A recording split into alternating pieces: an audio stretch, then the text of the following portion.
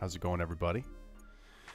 Welcome to the stream where we save free speech. We do all of this painful research into Bill C-63, and we look at the different ways that we can deconstruct this bill and expose it for what it obviously is, which is a tyrannical toolkit for the tyrants in this country. So I'm excited. I'm excited for it. You know, little caveat. Probably won't be reading the entire bill. Okay, I saw some comments when I started.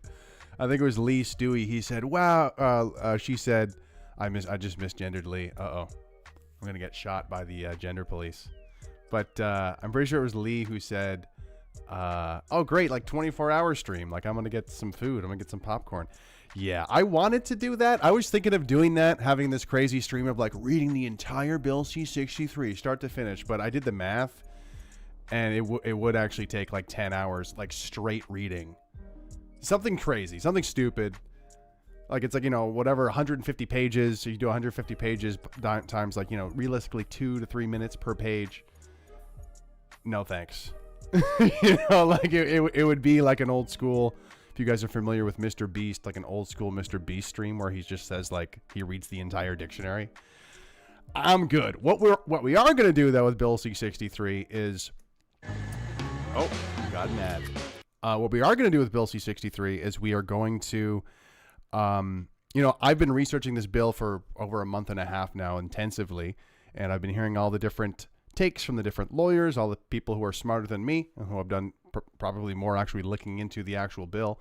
And I believe I've identified the worst parts of this bill, and specifically how this bill can be used as just like tools for tyrants.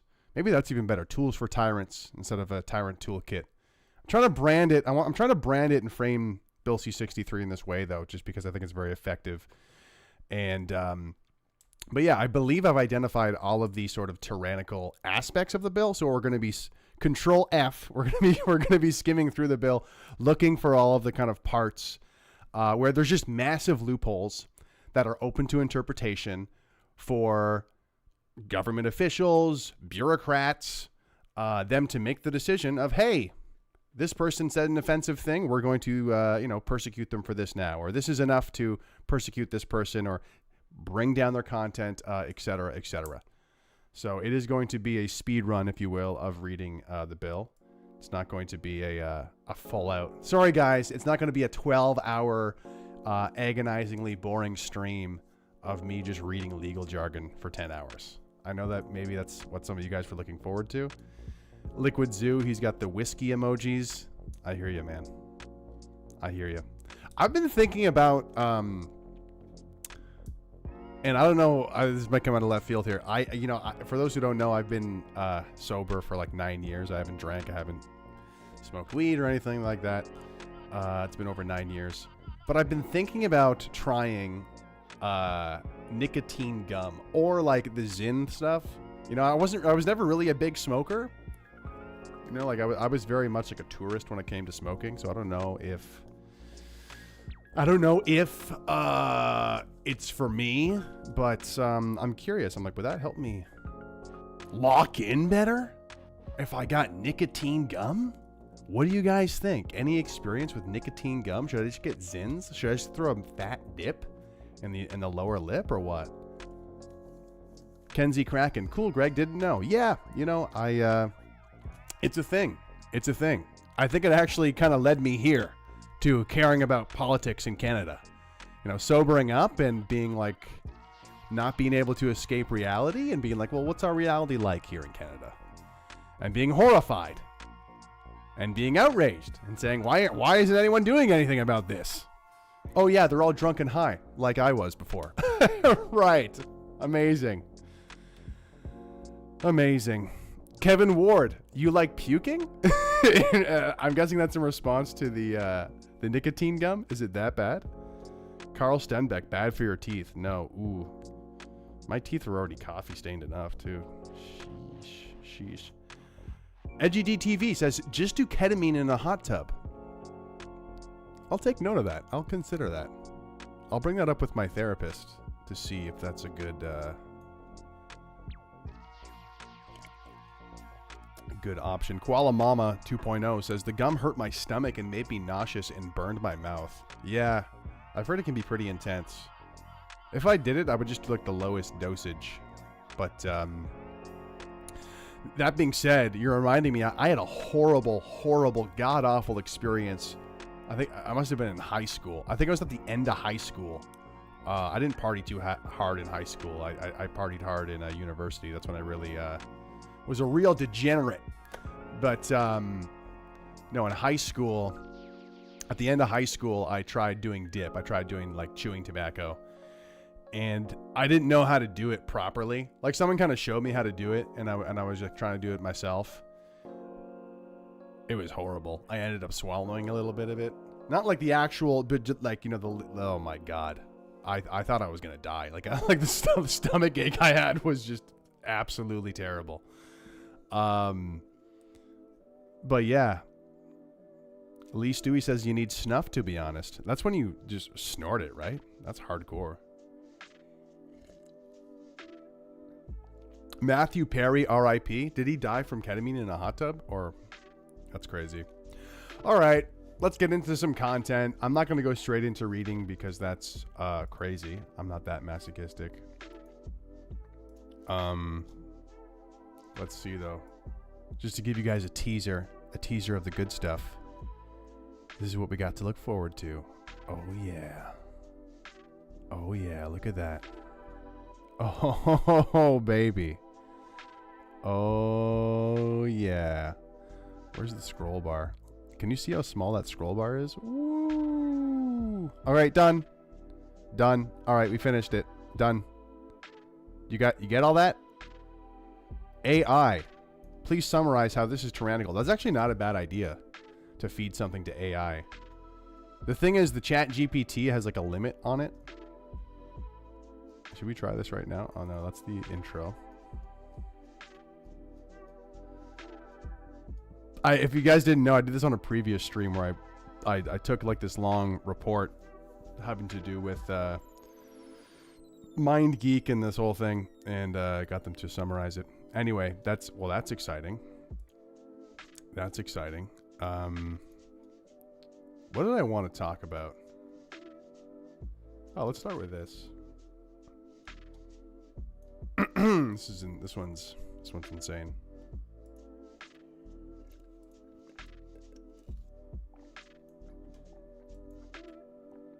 You guys see me up there? Hi. Hi. Whoa, look at this. What do we got here? CSIS warns that the anti-gender movement poses a threat of extreme violence. Yes, really. This is from February 15th, 2024. First of all, what the heck is anti-gender? Here's a question for you. What is anti-gender? CBC always asks the wrong questions. Like I saw a CBC news video on their YouTube, and it was like, where are all these homeless encampment people going to go when they take down the homeless encampments? Like the tent cities. Here's a question, CBC. Why are the tent cities so large? Why are there so many? Why are they only growing? Oh my God. It's so crazy when you just like ask the right question. Isn't that crazy? When you just like ask the right question. Where are they going to go after this? Like it's such a farce. This country, bro. I tell you. All right. CSIS warns that the anti-gender movement poses a threat of extreme violence. Intelligence agency says risk will almost certainly continue.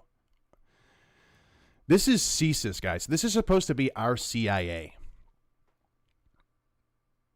It's just so embarrassing. It's just like day after day. It's just total embarrassment. Canada's Integrated Terrorism Assessment Center was watching out for threats ahead of Pride events last year. Ooh. Oh my God, there might be someone homophobic. That's crazy. Canada's intelligence agency is warning that extremists could inspire and encourage serious violence against the 2S LGBTQI+ community. A threat the Canadian Security Intelligence Service says almost certainly will continue over the coming year. Yeah. A common thread that they do here, and I've brought this up many, many times before, but they're constantly, they are trying to conflate violence with speech. They're constantly just trying to blur the lines, muddy the waters between violence and speech and say, hey, it's the same thing, guys. Violence and speech is the same thing. Well, there's a threat that someone might encourage somebody to be mean against transgender people in the future.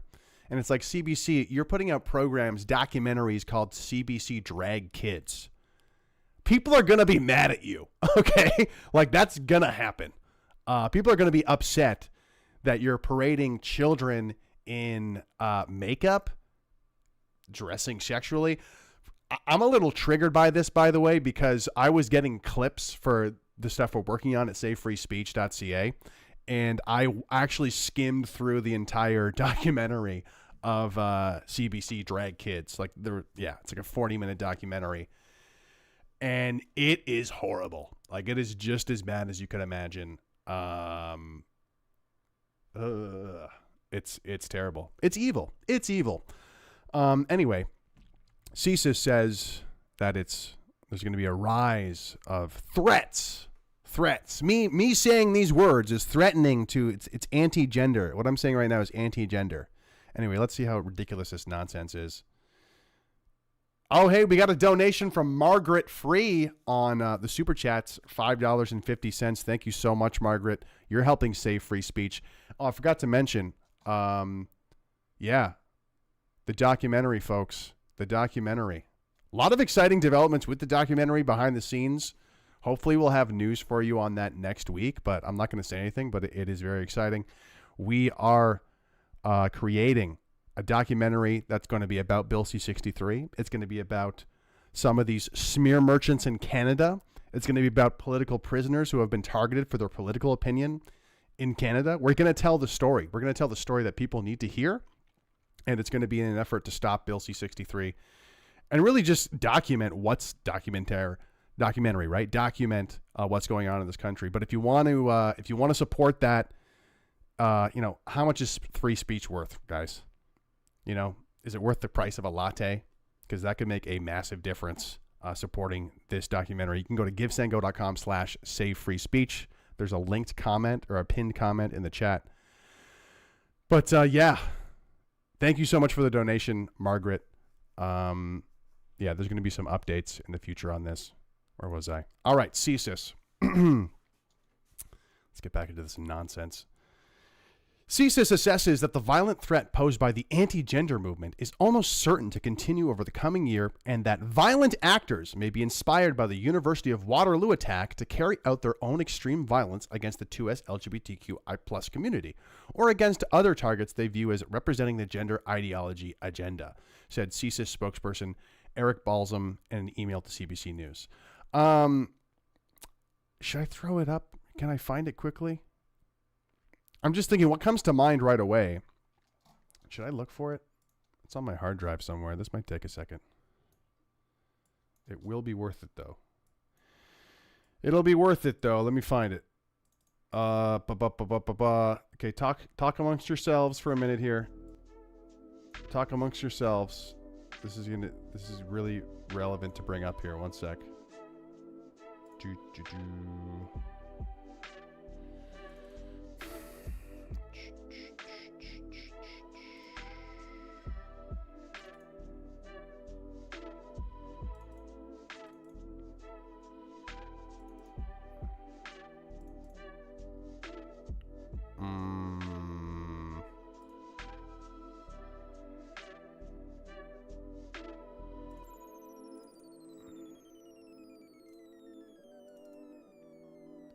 Oh, come on, bro. Where is it? Where'd you put it? This is content right now, guys. This is content. Hold on. It was in September. Here we go.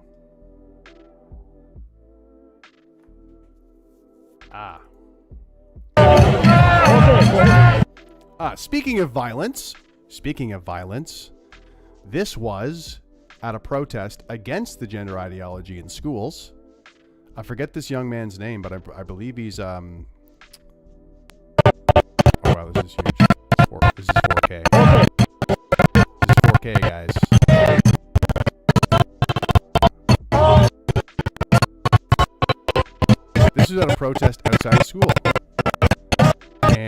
guy was attacked by Antifa. Speaking of violence, this guy was attacked by Antifa. Josh Alexander's brother. I can't think of his name. I'm pretty sure this is Josh Alexander's brother. And yeah, is CBC going to talk about this violence, which is right next to, this happened right next to the president of CUPE Union, Fred Hahn. He's literally like steps away from where this happened. Look at that. Yeah, let's talk about violence. Hey, CBC, let's talk about violence. Oh, you guys probably couldn't hear me because the audio was so loud. Damn. So let's talk about violence, CBC. Let's talk about violence. This is the brother of my mind's going blank right now. Oh my God. Josh Alexander. This is Josh Alexander's brother, who was protesting outside of a school in last fall. So this is like around exactly a year ago, 2023. It was a protest against the gender indoctrination, gender ideology in schools. And this guy was attacked by Antifa. This is Josh Alexander's brother. Anybody in chat have his name? Can anyone help me out here? Turn off the audio on the clip. Yeah, I know. I messed that up big time. Nick Alexander. Yeah, this is Nick Alexander, who got attacked by Antifa in a mob outside of a school. So you want to talk about violence, CBC? Do you want to talk about violence? Did you report this? Did you report this violence? No, you didn't. It's outrageous. And by the way, this is right next to Fred Hahn, the president of the CUPE Union. He's like right next, shoulder to shoulder with Antifa when this happened. So yeah, you want to talk about violence? Unbelievable. This might be kind of funny to watch. Where is it? Oh, come on.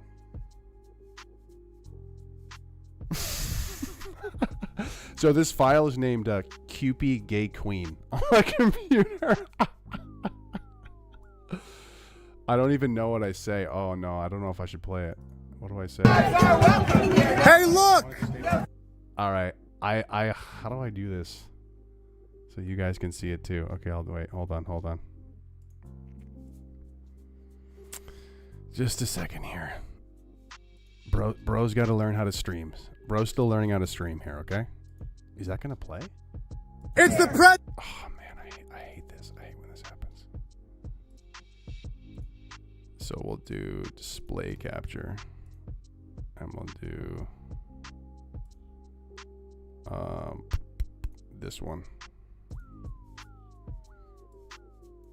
All right, let's watch this together, shall we? So this is Fred Hahn. He was right next to like where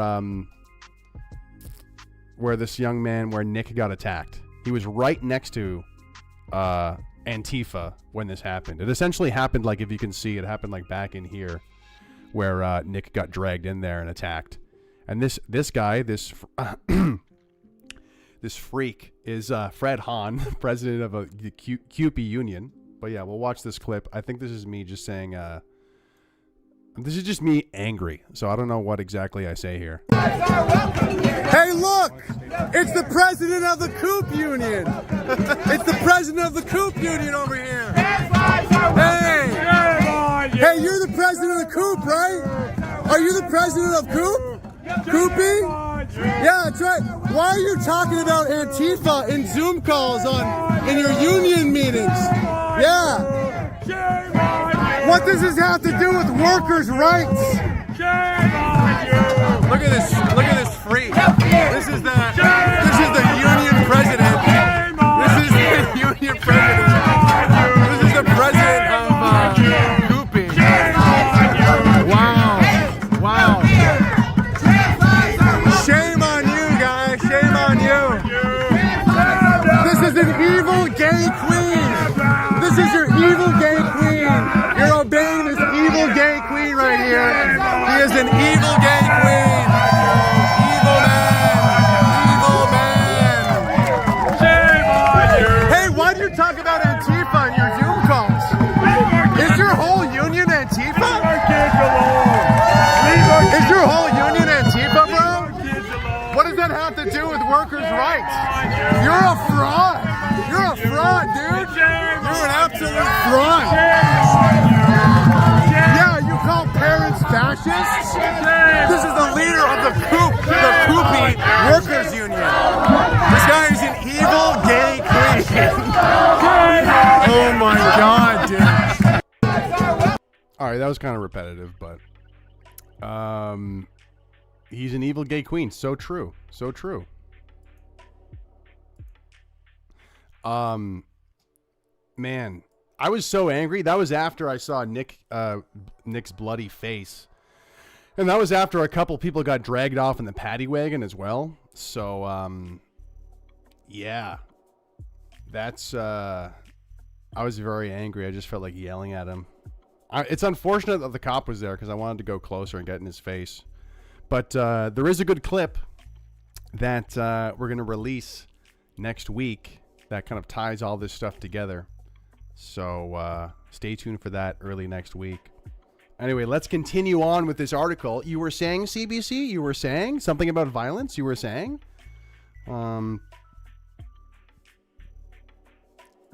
Waterloo, yeah. So they mentioned some extreme violence that happened, some Waterloo attacker. I'm not actually very familiar with it, but it's obviously very one-sided there. They're only going to cover the violence going in one direction.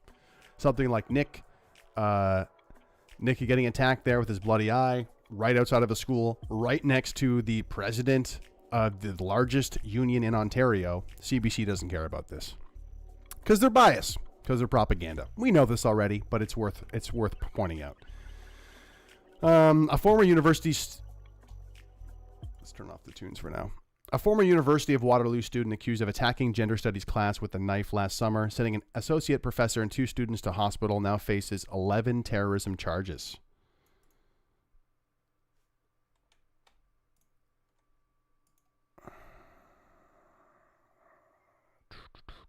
I haven't looked into this one.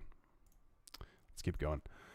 Balsam said that while violent rhetoric does not always lead to violence, the ecosystem of violent rhetoric within the anti-gender movement, compounded with other extreme worldviews, can lead to serious violence.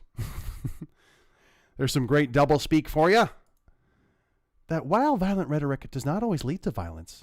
Okay, here once again, muddying the waters. Muddying the waters. What is violent rhetoric exactly? Typically, if you're calling to cause violence against somebody, that's already like illegal. It's a threat that can be considered something that is not allowed. You can't say, hey, I think we should do this to this group of people. We should be violent against this group of people. You're already not allowed to say that. So what exactly is violent rhetoric? Again, trying to muddy the waters. Balsam said that while violent rhetoric does not always lead to violence, the ecosystem of violent rhetoric within the anti-gender movement, compounded with other extreme worldviews, can lead to serious violence. I feel so bad for the MK Ultra victims, the hundreds of thousands of them in this country that read this and think it's actually like not just a word salad. 'Cause again, anti-gender movement. What are you talking about? What are you talking about? What are you talking about, guys? Give your head a shake. CSIS assesses that exposure to groups and individuals espousing anti-gender extremist rhetoric could inspire and encourage serious common sense. No. Could inspire and encourage serious violence against the 2S LGBTQI+ community. This is all based on a CSIS assessment. Or against those who are viewed as supporters of pro-gender ideology, policies, and events, which is what? Everybody in the government? Everybody in the government and everybody who's part of the education system? Everybody's at risk. Oh! Balsam was commenting on a document drafted by the Integrated Terrorism Assessment Center and obtained by CB... Is this another diversity hire typo, or am I retarded? Balsam was commenting on a document drafted by the Integrated Terrorism Assessment Center and obtained by CBC News through an access to information request. Yeah. Yeah. ITAC, made up of intelligence authorities, is set up to keep tabs on threat actors' intentions and capabilities and to review classified and open source information to estimate the likelihood of a terrorist attack in Canada. According to the document, the center was monitoring the potential for an attack or violent assaults at Pride celebrations.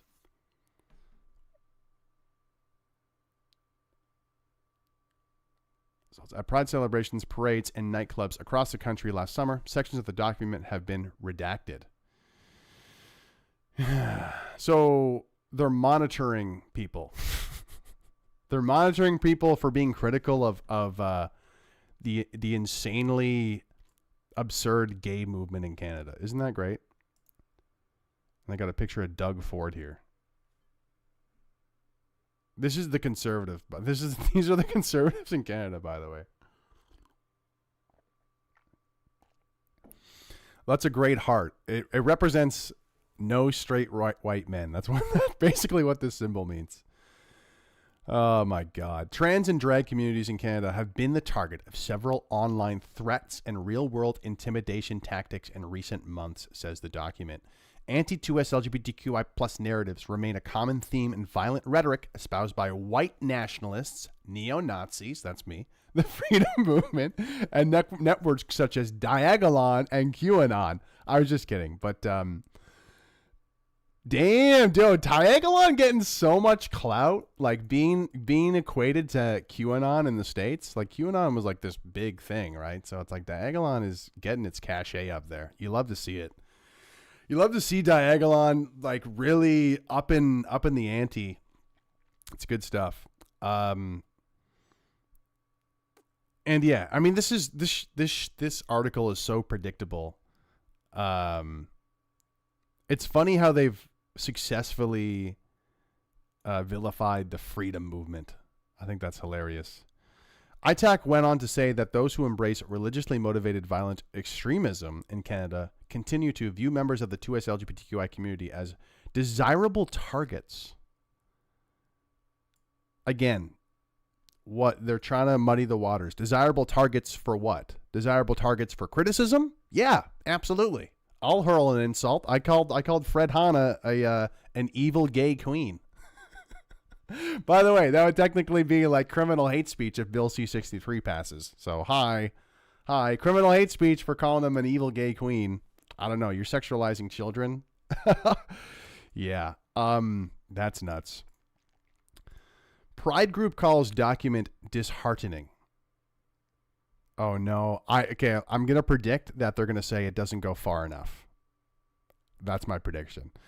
Alessandro Iachelli, executive director of Fierté Canada Pride, said the warnings are disheartening but not surprising. The group acts as the National Association of Canadian Pride Organizations.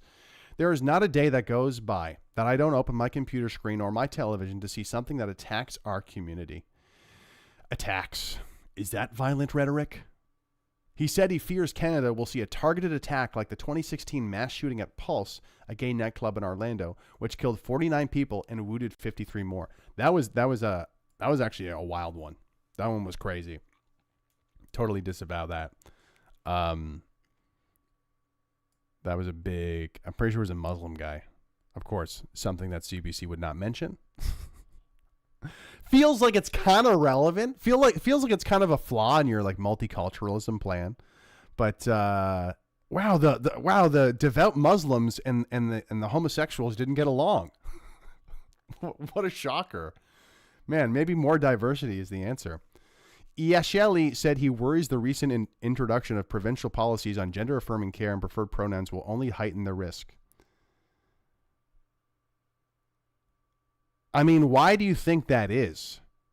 It's because you guys are pushing and more aggressive. This is not about equal rights anymore. This is about a crazy campaign to insert very questionable ideas into the minds of children. Like, that's why there's pushback. It's not that hard to figure out. It reminds me of the bit. What's his name? It reminds me of the bit from Louis C.K. Louis C.K. used to do a bit that was really funny because he was like, I don't understand homophobic people. Like, it's not like they're being gay at you. It's something that people do in private. It's not like you're having your bowl of cereal in the morning and then two gay dudes like touch their dicks together like right as you're trying to like eat your cereal. Funny. He's not like you're trying to like, mow your lawn and you can't mow your lawn because there's like two gay guys blowing each other on your lawn. And that was like some years ago. So it was like kind of funny. It was like, maybe in the mid 2000s, if I'm not mistaken. But now things are a little different. Where, especially at the pride parades, no, there literally is dudes blowing each other in the middle of the lawn. There literally is dudes touching their dicks together in front of children. That's actually happening now. And now they're taking books that kind of reflect this and putting it in libraries and schools. And they're putting adjacent material to that, gay sex. They're putting material adjacent to that into the curriculum. And people like to always say that it's not... Oh no, like the gender flags it's not a sexual thing. And it's like, are you serious? It's not a sexual thing? Are you kidding me? It's going to send kids on a journey to potentially take puberty blockers and eventually mutilate themselves and change their sexual organs. It's not about sex. Really? Because this kid thinks they're the opposite gender now, and now they're going to get irreversible either take irreversible drugs or take an irreversible surgery that has everything to do with sex. So that's a total farce. It's a total lie. They're sexualizing minors. And the leader of this gay pride group in Montreal is like, he worries that the recent introduction of policies on gender and gender affirming care and preferred pronouns will only heighten the risk. Yeah, because it's going to piss people off because you're sexualizing kids more and more and pushing this stuff like two dicks being pushed together in front of children at school. And sure, maybe that's like a small exaggeration, but speaking of Bill C-63, where they want to try and like protect kids online, what do you think kids are going to Google when they get a device and have access on the internet once you insert all of these ideas into their head? I'm going to look up all the different genders. I'm going to look up all these different cool things I saw online about sexuality and gender ideology. It's going to lead to weird stuff online, obviously. And let's go there. It's going to make it easier for a real sexual predator online or a real pedophile online to groom these kids. It's not rocket science. It's very easy to figure out. But then this homo at the Fierté Canada Pride is like, I think people are going to be upset at this and gays are going to be more at risk. Yeah, because it's absurd what you're doing. This isn't about equal rights anymore. You're literally trying to indoctrinate kids to, people say, oh, it's just so people won't hate gays anymore. And it's like, no, you're putting inappropriate ideas into the minds of children. Let kids be kids. That's not an extreme far right idea at all. Here's my take. I think you should be telling kids. Here's my take. I think you should be telling children that maybe they can be a scientist when they grow up. Maybe they can be an astronaut when they grow up. Not that maybe you could be the opposite gender. Maybe you're all messed up and have like a different gender, Timmy. You ever think about that? I think that kids should be playing soccer or hockey or running around outside and having fun playing tag. But they're like, hey, did you know that that gender is like this crazy thing inside your head? Like you might be like one of these crazy different genders. Whoa, Timmy, did you even think of that? I know that your like sex life isn't going to start for like at least like 10 years, or at least it shouldn't because you're a minor. But we're going to tell you all these ideas now and tell you that they're all totally normal, even though statistically they are not. That's the thing that always upsets me so much about this. Where it's like, we just have to accept trans people as normal. Statistically, they are abnormal. Okay? I'm sorry. Who's got the stats? Who's got the facts? Who's got the stats? What percentage of people? What percentage of people are trans? What percentage of people are transgender? Oh my God. Nationally, we estimate that 0.6% of those ages 13 and older identify as transgender in the U.S. Statistically, that's abnormal. Statistically, that's not normal. So why are we telling kids it's totally normal to be trans? No, it's not. Same with being homosexual. Sorry. And it's, man. And like, obviously the irony is obvious, which is if you guys weren't pushing all this stuff on kids, people would actually be less homophobic. If you were actually keeping it in the bedroom, like you said you would, or like that whole thing that Pierre Elliott Trudeau said, like, hey, state doesn't belong in the bedroom. Yeah, you're a cuck, by the way. You let your wife get fucked by Fidel Castro, and now we're dealing with your bastard child, by the way. Yeah, leave it in the bedroom. Great. Yeah. Like, God damn it. But it's ridiculous. Why? Oh my God. Why do they hate us? Yeah, because you've taken it out of the bedroom and you try to put all this glitter on it and you're presenting it to kids for some reason. Again, this fails the pedophile rule. There's this thing called the pedophile rule that I made up, which is if this is something that specifically a pedophile would like, then don't do that thing. If this is a policy or an idea that specifically only a pedophile would like, specifically, then don't do that thing. But this weird gender education is obviously one of them. If there's anybody who loves this stuff and is defending this stuff, it is literal pedophiles. And that's the thing, like CBC likes to say, oh, they're so dishonest. They say that this is, you know, that we're pedophiles. And it's like, well, pedophiles are real though. Sexual predators are real though. And the whole premise of Bill C-63 is to stop them and to make it harder for them. But yet here we are, putting all of this obviously sexual content in the minds of children for some reason.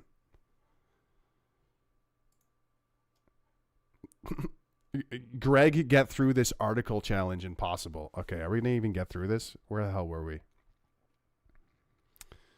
I said that already, right? Yeah. Right. It's on their plates if anything happens to those people.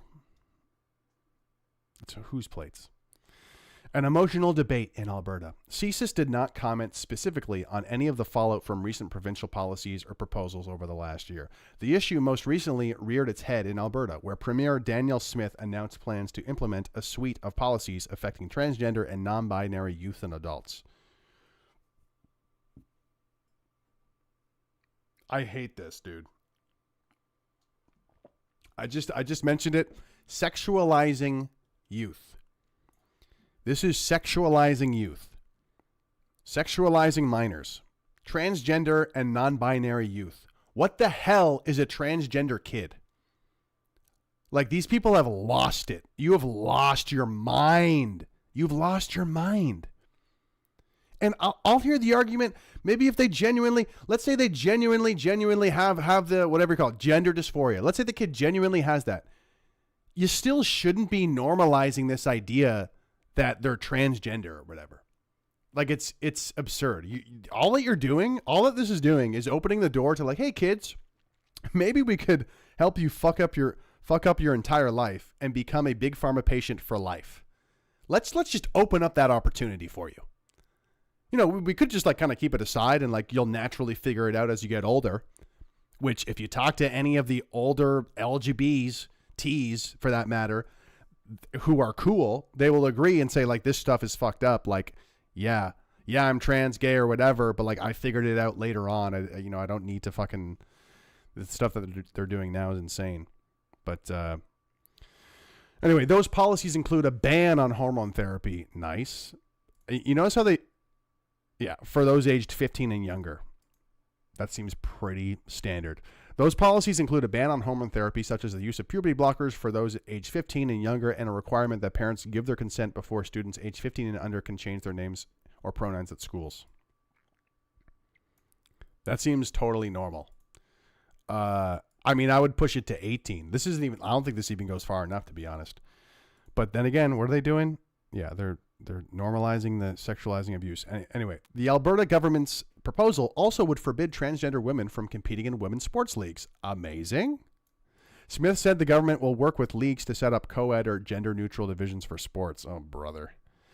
Like, this is something at least, you know, in terms of the most based talking points, Daniel Smith has probably the most based talking points out of a major politician. But considering how conservative Alberta is, like, it's still, it just feels like breadcrumbs still in terms of like where the actual truth of the matter is as a conservative. But you know, hey, at least she's doing that. The Alberta government's proposals have ignited passionate debate amongst a bunch of far-left freaks. Smith said she hopes to depoliticize the issue and focus on children's well-being. Okay, that's good rhetoric. Prime Minister Justin Trudeau has suggested Smith's proposals will aggravate mental health issues and suicidal ideation among young people struggling with gender dysphoria. Oh my God, did he say that? What a freak show this country is. Advocates for transgender youth, there it is again, have threatened legal action, while the head of the Alberta-based Parents for Choice and Education group called the announcement reasonable, but said the organization wants to see Smith go further. Ooh, who's this? Conservative leader Pierre Poilievre also weighed in, accusing Trudeau and the media of demonizing Smith and parents. Again, weak as fuck, bro. Poilievre is a weak bro. Like, it, what, he had nothing. Is this it? Is this all Poilievre had to say? Oh my God. Imagine Poilievre was like, hey, I only think there's two genders. He would get canceled by the media, and then all of the normal people in this country, which there are a lot of, they're just very silent, all of the normal people would agree with him, and then the media would look like idiots. It's such an easy strategy, yet he hasn't done it for some reason.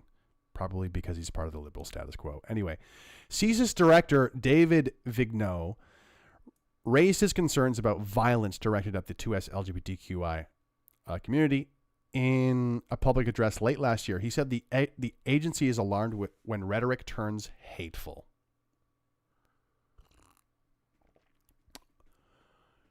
Why the fuck does the CSIS director care if the rhetoric turns hateful?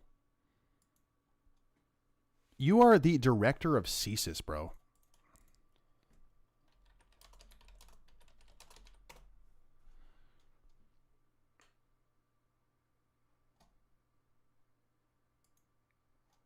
This is just from, this is a summary, but our role is to investigate activities suspected of constituting threats to the security of Canada and to support on these to the government of Canada. So hate is a security threat now? I didn't realize that hate was a security threat.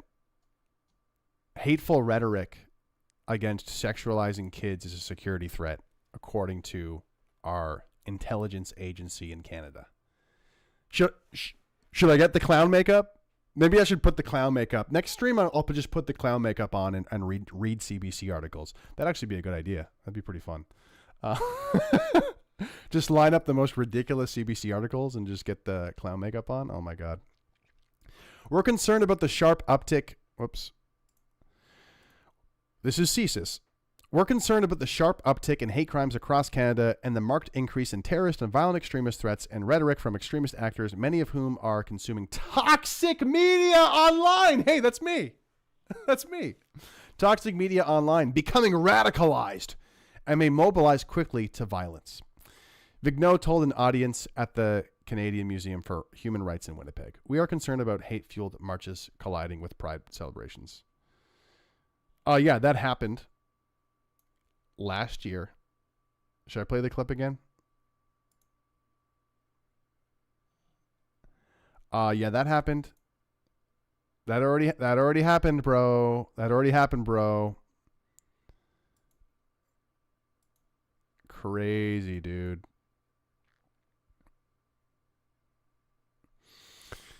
Oh, man.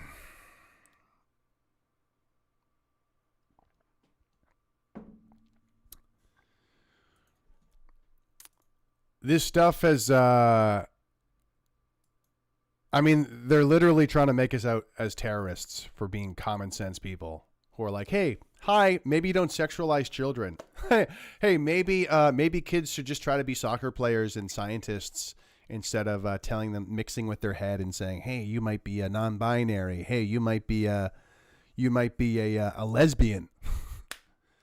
Oh, but it's not sexual. How is it not sexual? It's a sexual orientation that you're telling a child about. Oh, it's not sexual though. And I try to have sympathy for the people who have been like swindled and tricked into this, but I'm really like running out. Like because I interviewed a couple of them once at a protest, and the mom was like, "Oh no, these kids know exactly what they're doing," and I'm like, "Really? How old's the kid?" And they're like 7, and I'm like, "Ma'am, you're an idiot." I didn't say that. I was actually dumbstruck. I was like, I can't believe how confidently that woman told me that the 7-year-old who thinks they're the opposite gender knows what they're doing. Like it's a crisis of intelligence and common sense in this country. Maybe it's from the propaganda. To be fair, the propaganda is not just the CBC. The CBC is probably like one of the least effective ones.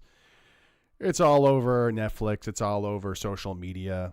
They say it's dangerous on social media too, right? The dangers of social media, as if there isn't a whole bunch of tranny freaks on TikTok. Man, there's so much of it on there. I had a good TikTok account. I had like 30K, and then boom, I made a criticism about the trans movement, and then my account got nuked. Total nonsense. I'm actually wondering now if they might nuke this stream, because I've been criticizing. I've been criticizing the LGBTQ plus. Oh no, it's so over. It's so over, right? But no, of course, that's absurd. But guys, we are doing this research because it's related to saving free speech in Canada. Okay, we're doing a documentary talking about this, talking about how people get targeted in Canada for opposing the gender ideology in schools. They get attacked. They get smeared. They lose their jobs. They get doxxed. And the people who do this are supporting Bill C-63. So we already know that Bill C-63 is going to be about silencing people who have these opinions, censoring them, fining them, getting them caught up in legal battles. This would be the end of free speech in Canada if Bill C-63 passes. If you want to support the upcoming documentary, even if it's just a few dollars, it makes a huge, huge difference. How much is free speech worth to you guys? Hopefully it's worth a few bucks. It's the freedom that all other freedoms come from. So go to givesendgo.com/SaveFreeSpeech if you want to donate to that documentary. The comment is pinned in the chat bar. Yo, LZ with the $100. Let's go. 07's in chat for LZ with $100. That's amazing. You love to see it, guys. You love to see it. You love to see it. It's happening. There's going to be a lot. There's going to be a lot that SaveFreeSpeech.ca. There's going to be a lot. There's a lot coming. There's a lot coming. I'm excited. I'm really excited. I'm getting pumped up about it. And with all that being said, we got to go into the next biddy here. Oh, should I do another rant first? Nah, maybe I'll do that later. I'll save that one for later when we're leaving. When we're leaving the stream. What I've been doing? I've been doing this for an hour.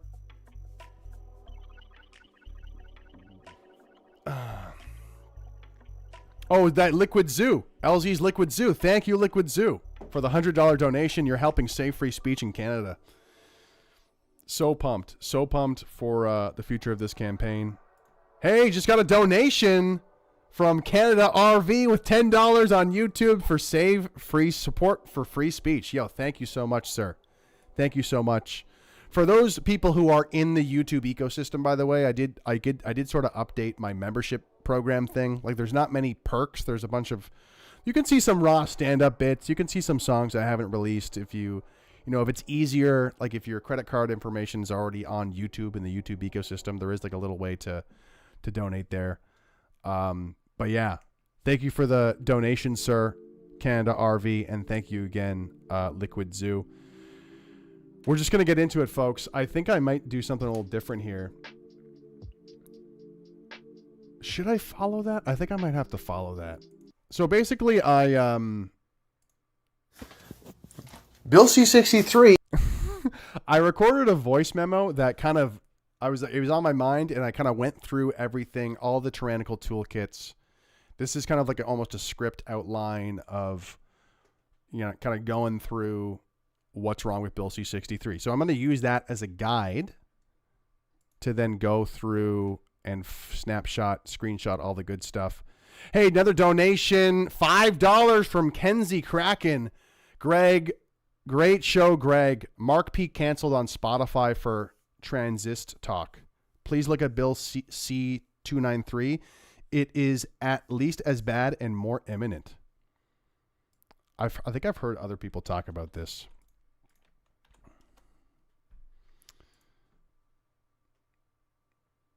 Oh my God.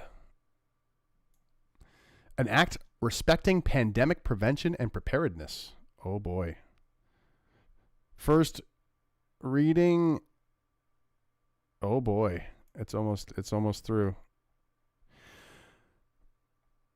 What details?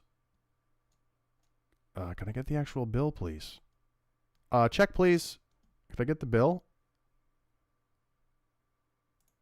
Could I get the bill? What was the number again?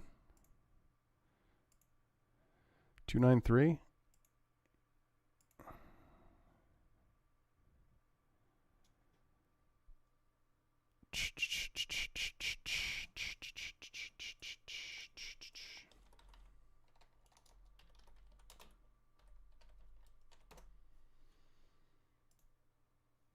Okay, here we go. Great, guys. Another bill to look at. Amazing. Thanks so much. Oh, it's quite short. Maybe I could read this. I'll read this whole bill. Or is this just the first page? Hey, another donation on YouTube. Raging Against the Machine with $20. Thank you so much, sir. I appreciate that. You are helping save free speech in Canada. Raging Against the Machine says, keep up the good work, Greg. This is a righteous cause. More should be helping fight this. Let's fucking go. Let's fucking go. I agree. Because I'm excited because obviously the bill is important to oppose. And people are like, oh, well, Greg, if Parliament dissolves, then like the bill won't be there anymore. And it's like, that's fine. The fact that this bill was even presented, though, is enough to start a campaign around and start an organization around, because it is absurd. It is such a violation of our First Amendment. I want to start saying First Amendment more. We don't have one here, unfortunately, but it's like, I love, there's something so, I can feel like American patriotism pump through my veins when I say First Amendment, our First Amendment. And like, I don't even have like American genes, but there's something powerful about that. It's almost like you're tapping into the Holy Spirit when you say First Amendment. You know what I'm saying? But no, it's dude. There's, regardless of what happens, the campaign to be Save Free Speech watchdogs will continue regardless. Let me tell you. For example, this bill. I mean, it is even closer to being passed. So maybe it's at the very least worth some attention. The only thing though I'm afraid of is, especially right now, is I don't want to spread myself too thin.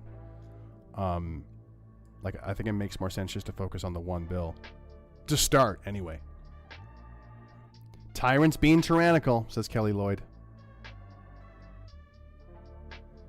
Liquid Gal says, Greg, I'm sure the $100 was for you to continue for 12 hours to cover all of the bill. I hope not. That would have been a funny comment. Like, hey, I'm not giving you the $100 unless you stream for the next 10 hours.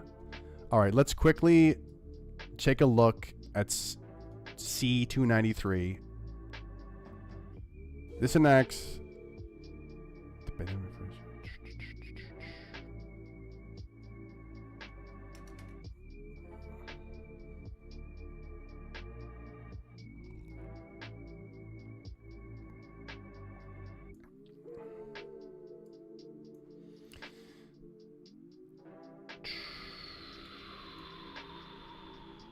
What should I search for, guys? What do I search for in the search bar?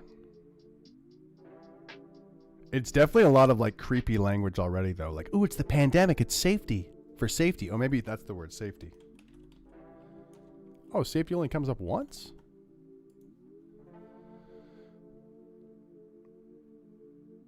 Oh, misinformation? Disinformation? How to get the most of Grammarly Oh. free. It's Kayla We on got behalf disease. of Grammarly Okay, to tell no ad. Thank you. Thank you. Disinfo. Oops.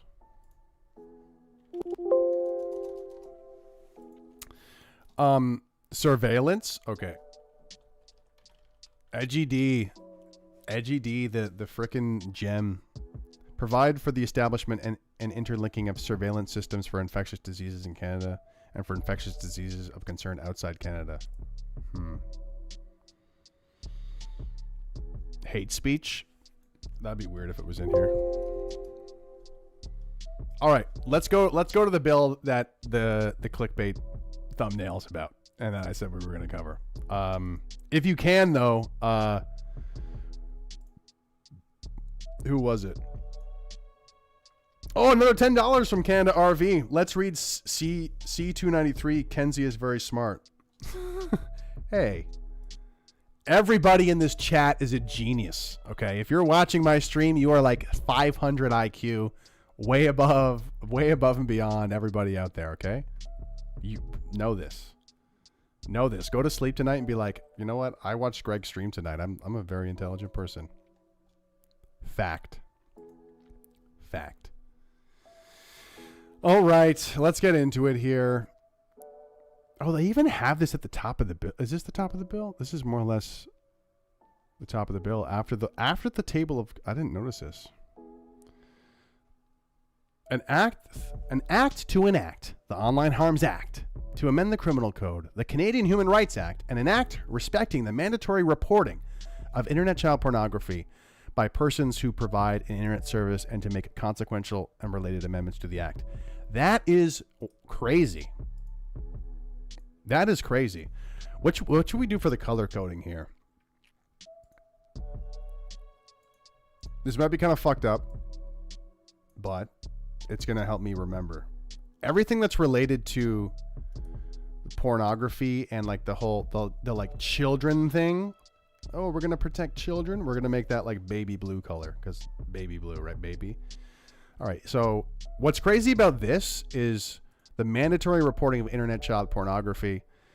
This is a total misrepresentation because they lump in 7 things in total. The mandatory reporting, they lump in 7 things in total. Only two of them actually have to do with the child pornography. The other 5 are like extremism, fomenting hatred, bullying. Like it's all a bunch of like other things that are totally above and beyond having to do with child pornography. So that's a good thing to know. This right at the top, a total. Can you believe that they're? Hey guys, I found another thing that they're being dishonest about. Put it on the scoreboard. Wow, this is great. Isn't that great? Who's surprised? 1's in chat if you're surprised. Oh my God. 2's in chat if you're not surprised. So, interpretation and application. Oh, maybe I should listen to this thing actually. No, let's read along. Let's read along here. Interpretation and application. The following definitions apply in this act. Okay, so this is just defining the different terms in the document we're about to read. That's good enough to know. Child means a person who's under 18. Commission means Digital Safety Commission of Canada, established by Section 10. We'll have to read Section 10. Content that foments hatred. This is good to know. Okay. Means content that expresses detestation or vilification. There it is right there. There it is. So I think everything... What's the other color code's going to be, guys?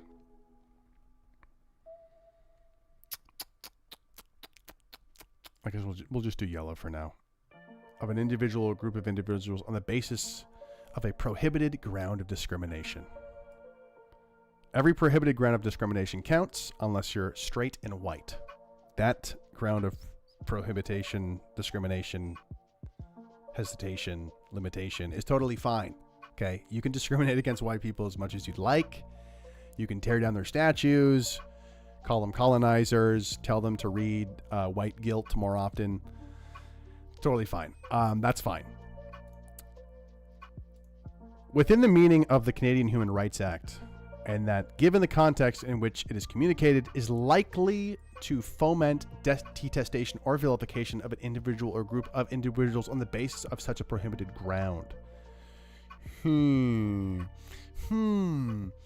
Let's read that all together. I swear to God, they make this stuff intentionally painful to read. They make it intentionally difficult to like even understand. So, the definition of content that foments hatred in this bill means content that expresses detestation or vilification of an individual or group of individuals on the basis of a prohibited ground of discrimination within the meaning of the Canadian Human Rights Act, and that, given the context in which it is communicated, is likely to foment detestation or vilification of an individual or group of individuals on the basis of such a prohibited ground. So what's crazy to me about this is that they didn't even use the violence thing here. If I simply say, hey, I think pedophiles are villains and I think you guys should think they're villains too, like that would be me that would be me fomenting hatred, because now I'm encouraging you to also detest or also vilify. Okay. Because I thought it was going to be more like, oh, you foment hatred if you're encouraging violence or whatever, but I'm pretty sure that's in the next one. Content that incites violence means content that actively encourages a person to commit, or that actively threatens the commission of an act of physical violence against a person, or an act that causes property damage, and that, given the context in which it is communicated, could cause a person to commit an act that could cause seriously bodily harm to a person's life to be endangered, or serious interference with or serious disruption of an essential service, facility, or system.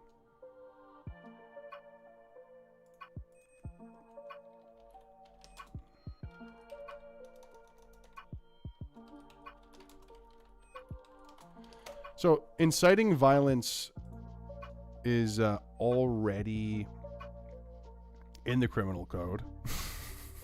It's crazy, but let's bring it up here. Let's read it one more time. It means content that actively encourages a person to commit an act of physical violence against a person, or an act that causes property damage, given the context communicated. Seriously bodily harm. Okay, so this is the criminal code.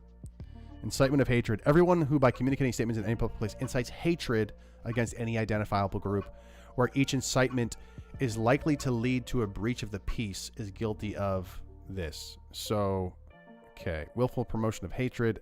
Communicating statements other than a private conversation willfully promotes hatred against any identifiable group.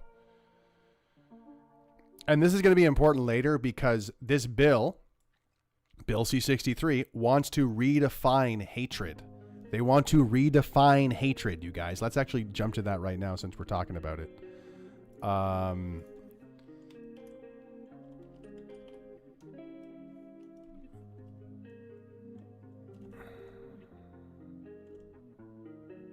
Yeah, right here. So, criminal code, amendments to the act. That means amending the criminal code. Subsection 319.7, which if you cross-reference that with the criminal code, oops, where is it? 13.7, and this definitions. Section 7 is definitions. Holocaust is defined, which is more on that later. We're not going to cover that's all. Let's not focus on that. That's going to be really distracting. But so they're adding a definition here to the criminal code. And the definition they're adding is hatred means the emotion that involves detestation or vilification, and that is stronger than disdain or dislike. Who's got the clip? Who's got the clip? Ding! Here we are. It's stronger than disdain. But you know, I looked this up, and it's really silly, but obviously needs to be pointed out here. I posted this on the Save Free Speech Twitter. In chat, what do you guys think detestation means? Any guesses? Any guesses what detestation means? Any guesses? If you guessed intense dislike, you would be correct. So, to recap, hatred in the criminal, they're suggesting that hatred in the criminal code means the emotion that involves intense dislike, and that is stronger than disdain or dislike. So it's stronger than dislike, it's intense dislike. Okay? It's intense dislike. So, let's go back to these two charges: public incitement of hatred. Everyone who, by communicating statements in any public place, incites intense dislike against any identifiable group, where such incitement is likely to lead to a breach of the peace, is guilty of you're liable of imprisonment. If you say something in public that incites intense dislike against an identifiable group. Again, if you're intensely disliking white people, that's totally fine. That's not relevant. All the other groups, though, if you do that, then you're going to jail. Voltman Plutonimus. Volton Plutonimus says, I was about to write it and test it. I knew it. See, all my geniuses in chat, they were just about to write it. I know. How our Johnny Bravo says, how our government feels towards us white old stock Canadians. Yeah, exactly. Yeah, they intense dislike. They intensely dislike old stock Canadians. Good point. How about general dislike of an ethnicity?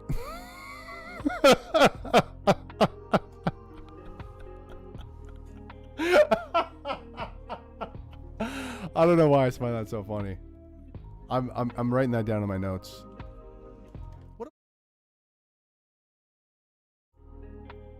I'm back. What if it's just general dislike? That's just such a trolly thing to say. What if it's just like a general dislike? It's not like a strong, intense dislike. It's just so a general dislike is fine. Okay, perfect. That's funny. That's funny. All right. Oh yeah, we were at the definitions. We were doing the definitions at the top of the C-63. Let's go back to that.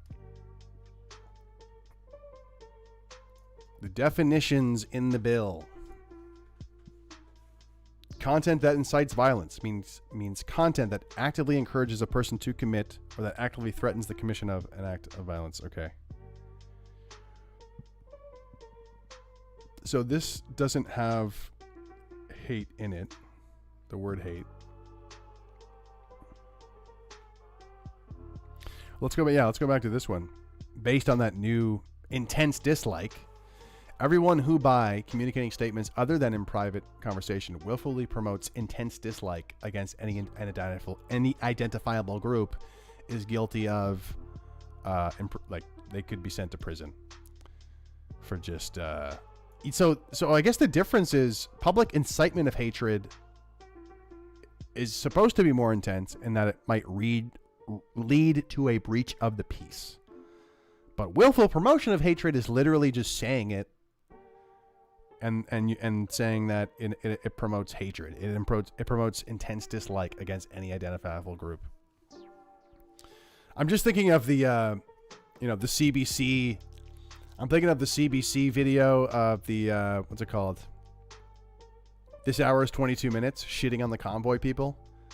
Again, that's totally fine. If you're shitting on the convoy people as a public broadcaster, CBC, this hour has 22 minutes, that type of intense dislike, totally fine. We're totally fine with that. You're not going to get in trouble for that. This is obviously just a bill to bully, persecute, fine, censor, and imprison the right-wingers who we don't like. We detest them, actually, but we're not going to mention that. We're just going to use it against them because we want to win politically, and that's what this is about. It's about power. Imagine that.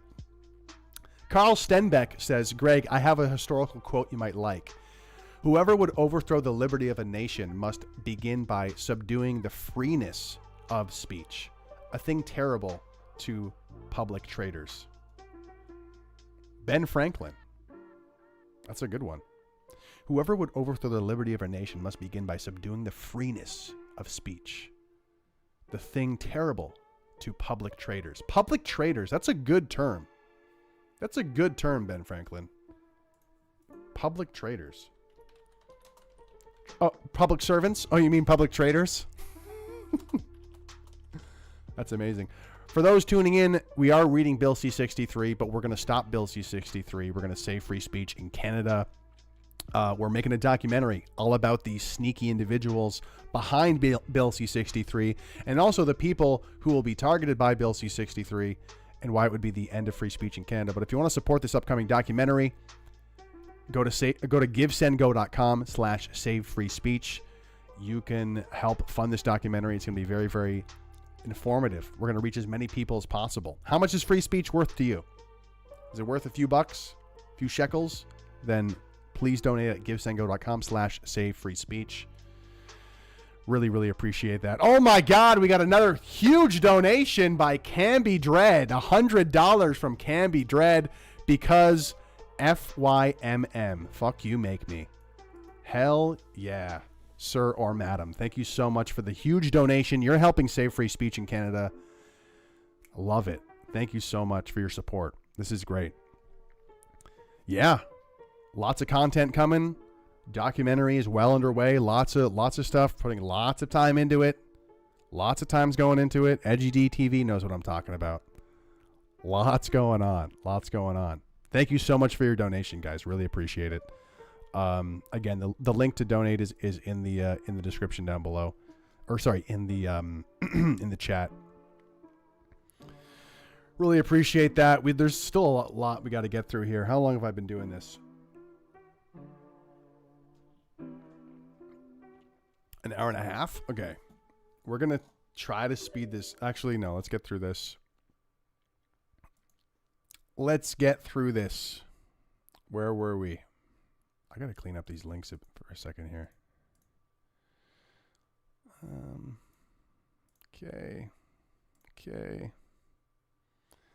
Okay. So, we're still in the definitions.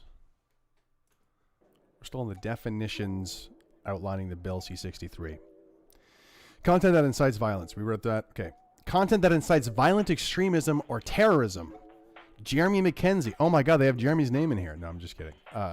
Content that incites violent extremism or terrorism means content that actively encourages a person to commit or that actively threatens the commission of, for a political, religious, or ideological purpose, an act of physical violence against a person or an act that causes property damage with the intention of intimidating or denouncing the public.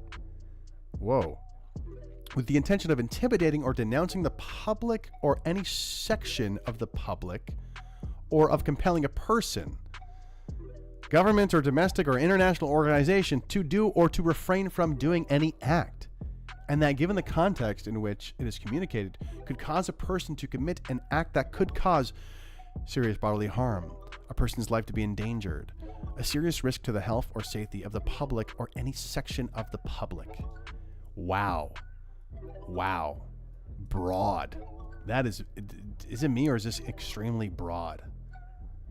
I'm just thinking of the clips of Arif Virani presenting this and saying like, we're really specific. We try to be so specific. Is this specific? Let's try to read that again without me having a brain aneurysm. Liquid Gal says only 10 more hours to go. Yeah, right.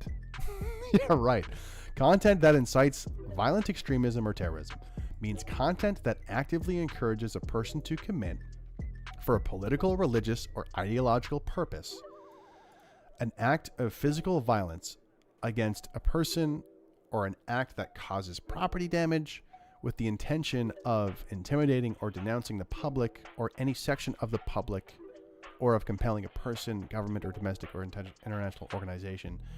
That's so interesting how they add international organization to do or to refrain from doing any act that, given the context in which it is communicated, could cause a person to commit an act that could cause.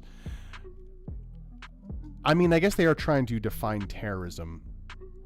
It's so this is, to me, for a political, religious, or ideological purpose, is kind of, they're kind of expanding on that with the intention of intimidating or denouncing the public or any section of the public, compelling Like that's basically reflects the political or religious or ideological purpose of why the person would commit an act of violence or an act that causes property damage.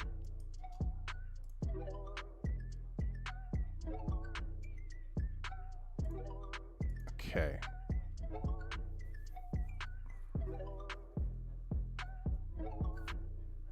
Could cause a person to commit an act that could cause seriously bodily harm. So, what's the difference between this one, content that incites violence, and this one? Serious bodily harm, an act of violence against a person or an act that causes property damage. That's the same, right?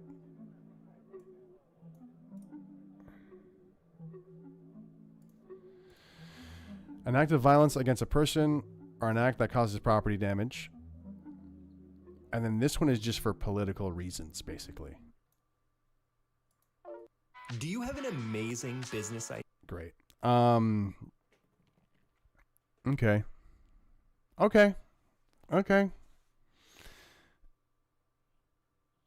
I'm just curious. I'm like kind of stuck here. I'm like, why are these necessarily different?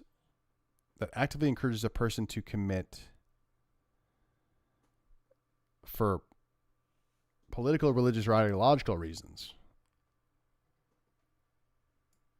How would, I mean, yeah. The problem with this, why it's a red flag, is like you're kind of just, and maybe this is the takeaway.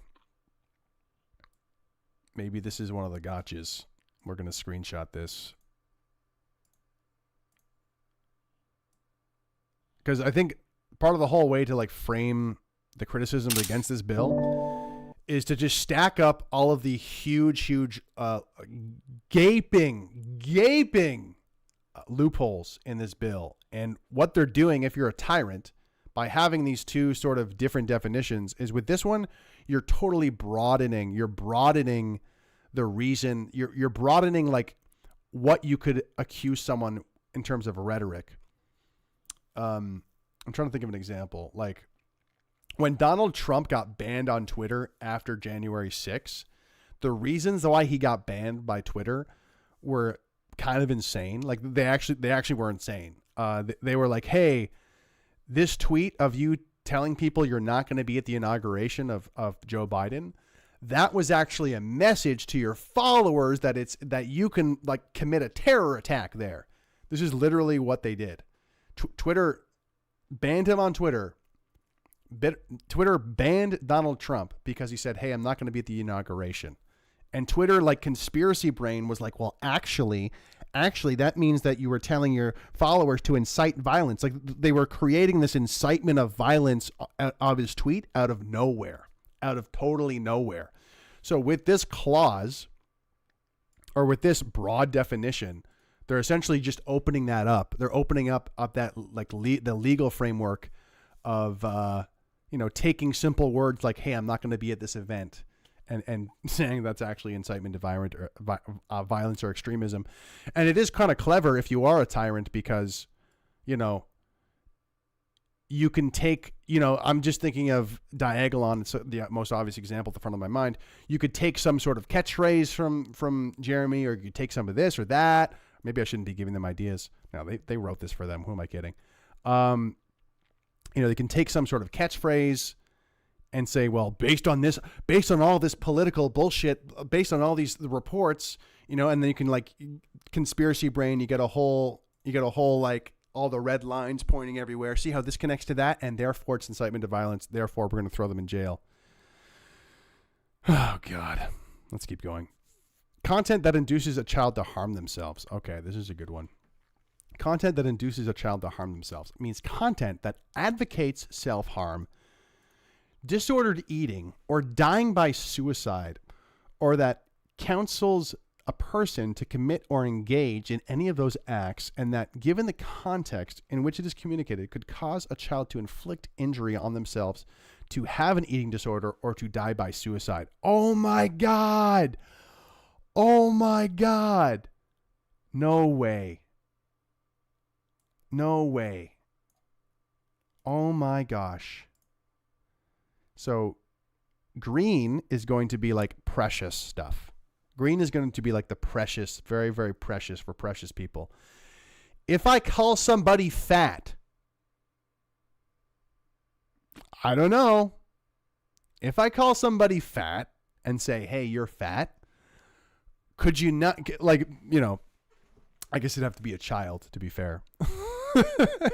I'd have to call, if I call someone, if I'm bullying a child, let's say, maybe this isn't the best example. No, if there's someone on social media who's young, maybe they show up on my feed. Maybe it's like one of these, like, you know, man on the street, and like there's this young woman who's actually 17, and she's like this massive whale, just for sake of argument. And I make a comment of like, wow, that woman's fat. Like, she's huge. Could you not make the argument that I am encouraging this person to have an eating disorder? Couldn't you? Or maybe I just say, wow, that she's ugly. And then the young woman I should be consistent here. This girl who's under the age of 18, they might say, oh no, you want me to kill myself? You want me to have an eating disorder because you called me ugly? Once again, feels kind of broad. Am I wrong here for the women in chat? Is this crazy? Am I crazy? Should I start bullying 18-year-olds? Should I start bullying teenagers? But, you know, the whole point of this exercise is to explore the different possibilities of how this could be used to screw somebody over. And I think that, like, what if I said, hey, kids should be playing sports more often? Or, hey, kids should be eating. I can't think of a good example right now. Whoa, huge super chat. Oh, my God. Look at this. Silverman and Buddy with $100 on YouTube. Thank you so much, sir. Hey, 07's for Silverman. 07's for Silverman in chat. Thank you so much, sir. You are helping save free speech. Thank you so much. Guys, we are here. We're exploring Bill C-63. We're exposing the tyrannical tools that these tyrannical tools are trying to use against patriots, against freedom fighters, against dissidents, against regular conservatives, honestly. And if you want to support us, we're making this incredible documentary. It's already well underway. We just need more money to pay the editors, to pay all the people involved. We want to do screenings. There's going to be a lot. There's lots coming down the pipe. But if you want to support this message of warning people about Bill C-63 and just fighting against political correctness in general, then please support the documentary. GiveSendGo.com/SaveFreeSpeech. There is a pinned comment. You can donate there. Thanks so much for the $100, Mr. Silverman. We really appreciate that. Love to see it. Yeah. Alrighty. Let's keep it going. I can't call people under the age of 18 fat anymore, or I might be inciting them to have an eating disorder. And also, by the way, the obvious thing is, like, I wonder if I could just find something on let's see if I can just find something randomly on TikTok. Although TikTok is usually pretty good at censoring this stuff.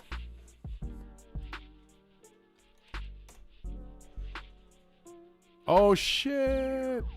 That's actually kind of charming. I just searched KYS on TikTok, which is an abbreviation for kill yourself. So yeah. Hey, props to TikTok. That's kind of cool, I guess. Although let's see what happens on the toxic place of Twitter.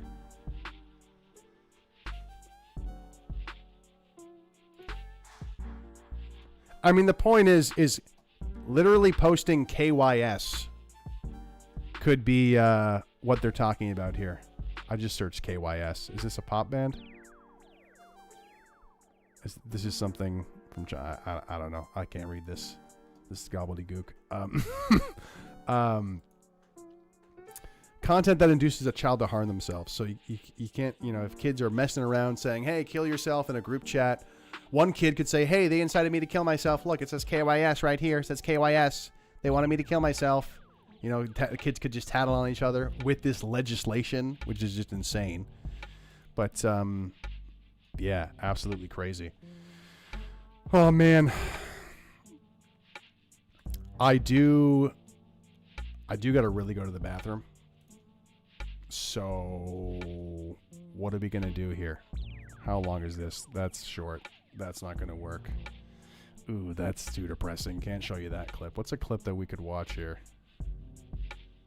This might be too short, but we'll do it anyway. We'll do this anyway. I'll be back in a sec. This is a classic from... Hey, for the 9th consecutive year, Nick, JetBlue Airlines ranked first for satisfaction among all North American airlines. But you know what ranked least in satisfaction? 9/11 Airlines. What a terrible name for an airline. It reminds me of that tragedy. Oh, 9/11. Yeah, don't laugh at 9/11 again. I tried to tell him not to laugh. Adam. I know. I walked through blood and bones in the streets of Manhattan trying to find my brother. Jesus. Yeah, he was in northern Canada.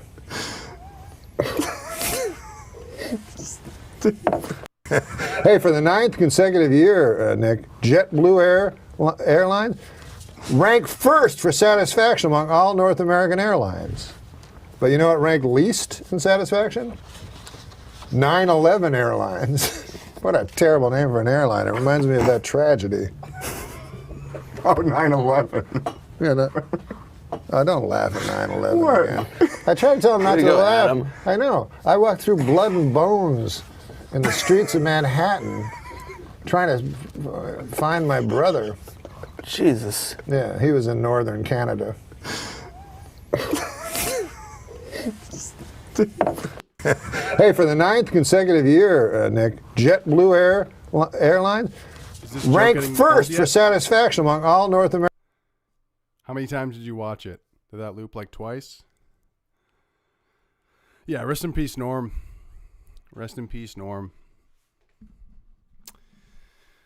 Is that offensive? Is that inciting hatred? And you know, that's another reason why this bill scares the shit out of me is how would it deal with comedy? You know, like there's so many layers of irony or context that makes a joke work. And yeah, jokes always offend people, almost always. Oh my God, this is so funny. 5 times, 4 times, 3 times, 6 million times. Anderson Paladin, 6 million. How long have I been gone for? My goodness. Hey, super chat from Caesar. Oh no. Oh no. He's peer pressuring me. He's peer pressuring me. What do I do? He says Bing.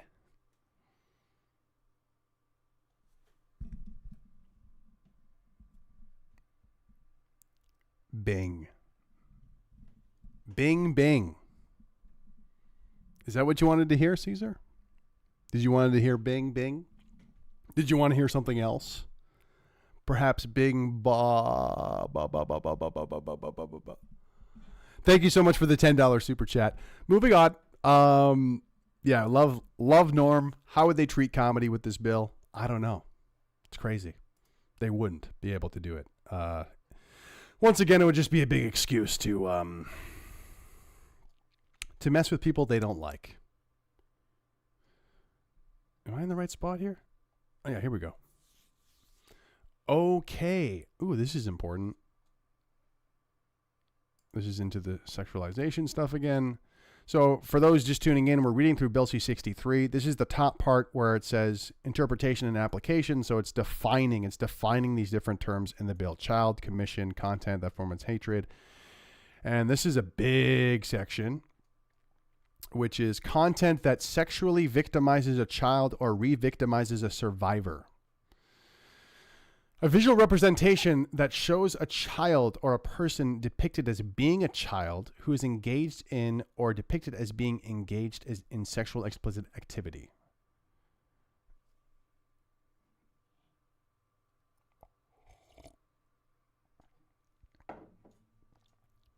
A visual representation that shows a child or a person depicted as a child who is engaged in or depicted as being engaged in explicitly.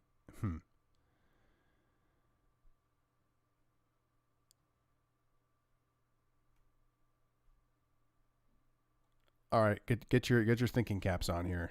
Get your freaking visual representation, because I was listening to what's his face. The reason why I like zoned out there is I was listening to Runkle by the Bailey. Oh, I need to message him actually. I'm gonna put that in my notes right now.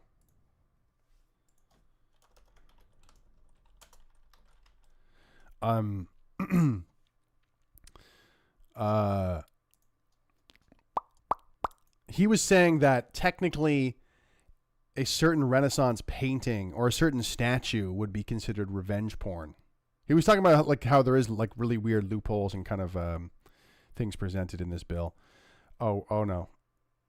Oh, this is going to get intense. A visual representation that depicts the sexual organs or something of a child, if it is reasonable to suspect that the representation is created or communicated for a sexual purpose.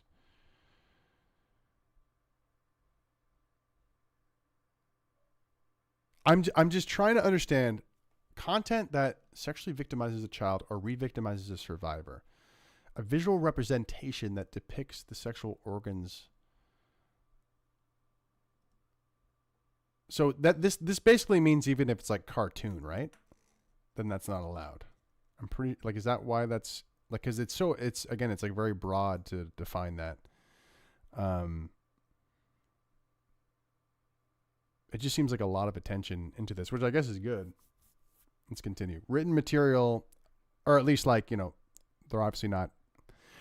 This is the part of the bill where they're trying to act like they're really doing a lot, right?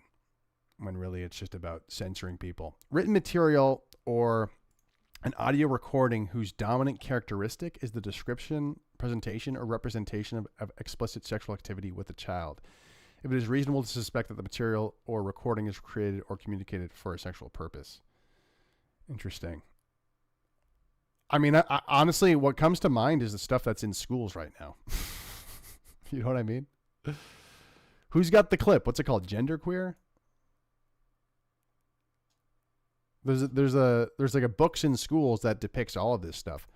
And, all these, there's a pretty common thread with globalist politicians, right? Where they kind of do the inversion of what they say they're going to do. Yeah. So a visual representation, written material, or audio recording that shows, describes, presents, or represents any of the following if it is reasonable to suspect that the representation, material, or recording is created or communicated for a sexual purpose.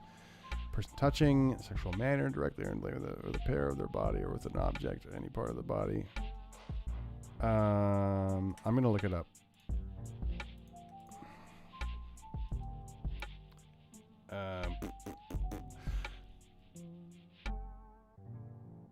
I mean, it's so like, you know what? Actually, you know what? This is a gotcha. This is definitely a gotcha. Haven't even gotten into the bill yet, just in the definitions, and it's just like crazy.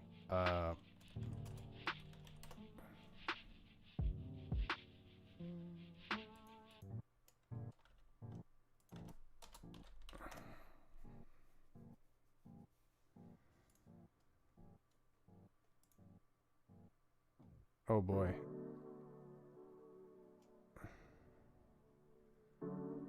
Is this big enough? Can I see this?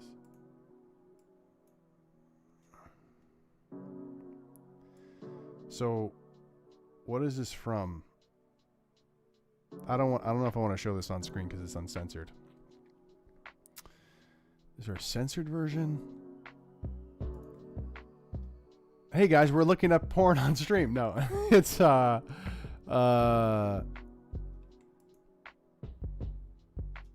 okay. So this is the book that I'm talking about.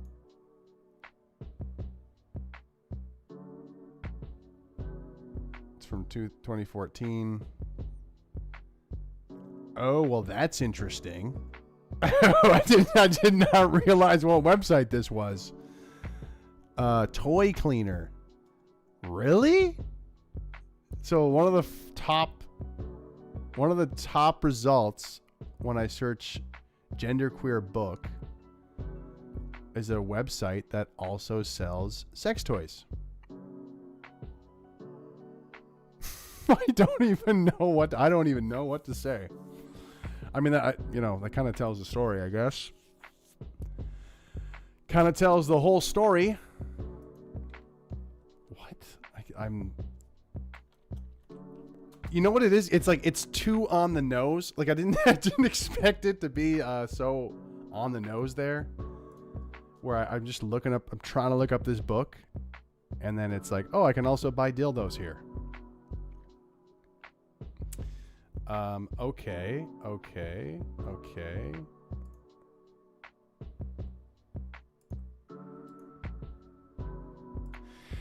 You know what? We don't need to get into this. We know it's there. Okay, here we go. Okay. Here we go. I found it. Found it! So. Here we are reading Bill C-63. Content that sexually victimizes a child or re-victimizes a survivor. So, a visual representation that shows a child or a person depicted as being a child who's engaged in or depicted as being engaged in explicitly sexual activity. This is from the New York Post. It talks about DeSantis talking about this bill. Dems don't tell us we need to shh our kids. School libraries are full of guides on sex acts and gender confusion. This is the book that we just looked up, Gender Queer. And here is a genderqueer masturbation and gay sex in the graphic novel. This is the visual. I mean, what does that look like to you guys? Looks like a sex act to me. Maybe let's go back to the page we were just on. Because the person in this book is a minor, right? Guys, I don't want to be doing this either, okay? You think I'm like looking forward to this? I woke up this morning. I'm like, gee, I can't wait to look up this genderqueer book.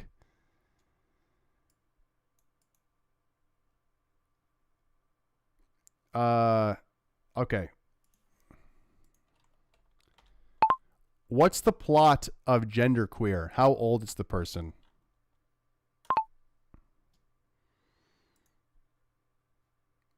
Okay.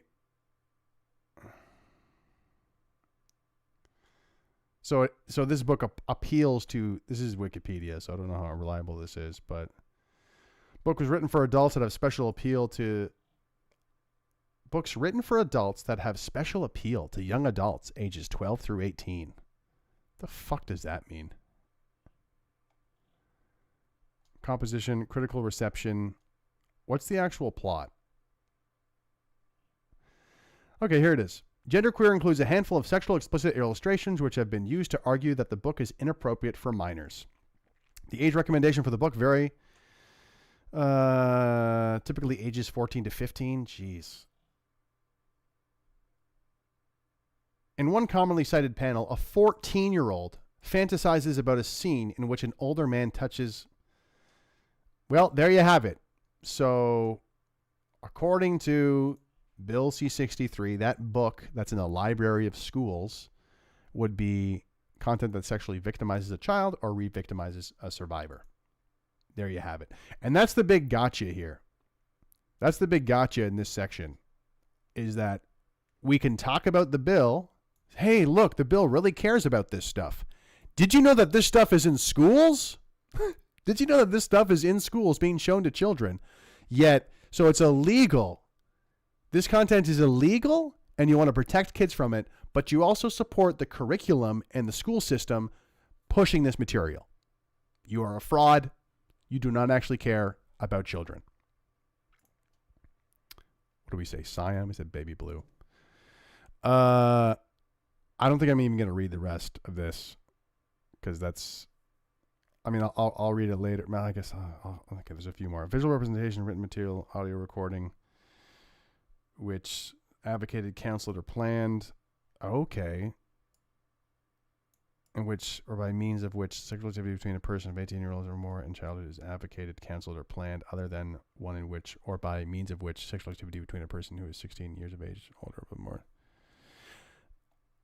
I mean, I feel like my teacher in high school had the sex ed. I was under 18, and they like show you how to put a condom on. Does that count? No? Okay.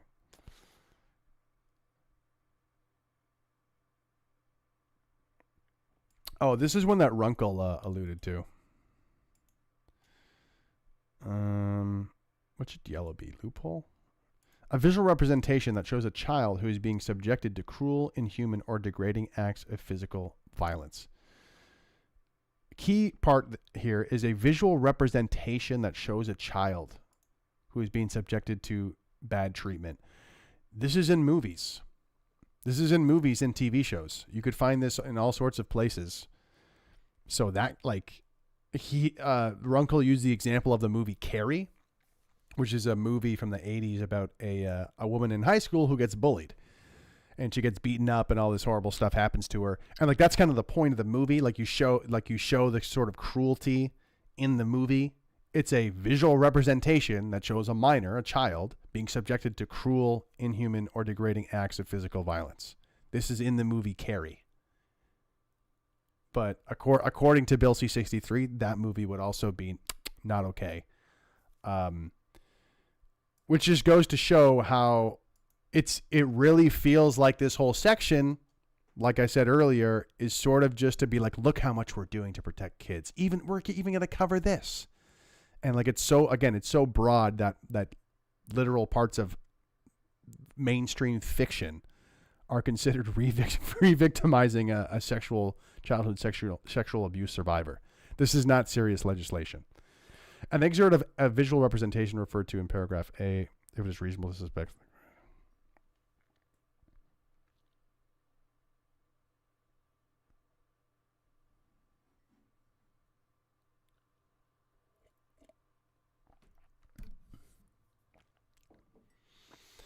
Sorry, I know there's no sound right now. It's a dead air. I'm reading, guys. My brain is just pulsating. Okay, this is the last one.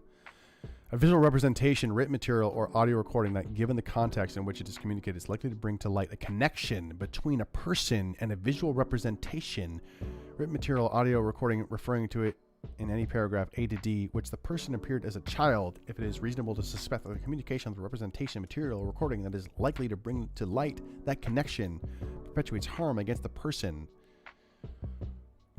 I think this is revenge porn. Is that what they're...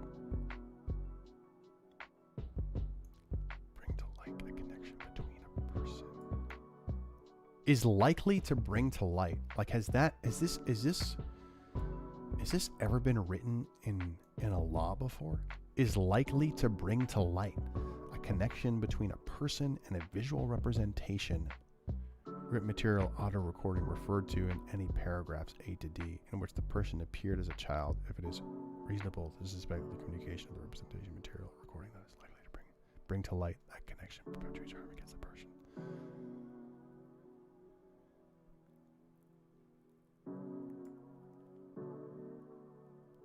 So yeah, I think they're referring to revenge porn here. This makes my head hurt. Bring to the light the connection persuades.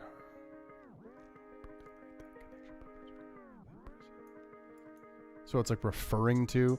So I guess I'm to try and give this the benefit of the doubt. I believe they're saying if you make content that refers to somebody who was in a porno and you're trying to be like, oh yeah, remember when they were in that porno? Like, here's a meme about how they were in that porno, kind of like teasing them that they were in a porno. So, I mean, to be fair, this is like something that makes it sound good, that makes the bill kind of sound good, although it's so wordy. It's very interesting. On one hand, it's like you got something that's totally so broad and just not thoughtful at all. That could include mainstream movies as being bad content, and then you'll have one that seems a little bit more specific to child porn. And you know what they probably do. I bet this is what happens. Arif Farani gets his bill. He gets this. It's 150 pages. He gets this little snippet, and he finds all the people who have been victims of revenge porn. And Arif Farani is like, see, look how thoughtful we are. Do you want to do a photo op? Arif Farani's like, hey, do you want to do a photo op? Look, we're addressing revenge porn. There's a whole bunch of other stuff about free speech, but we're addressing revenge porn because we care about you, and we want you in the photo op to help sell this bull. this bill. All right.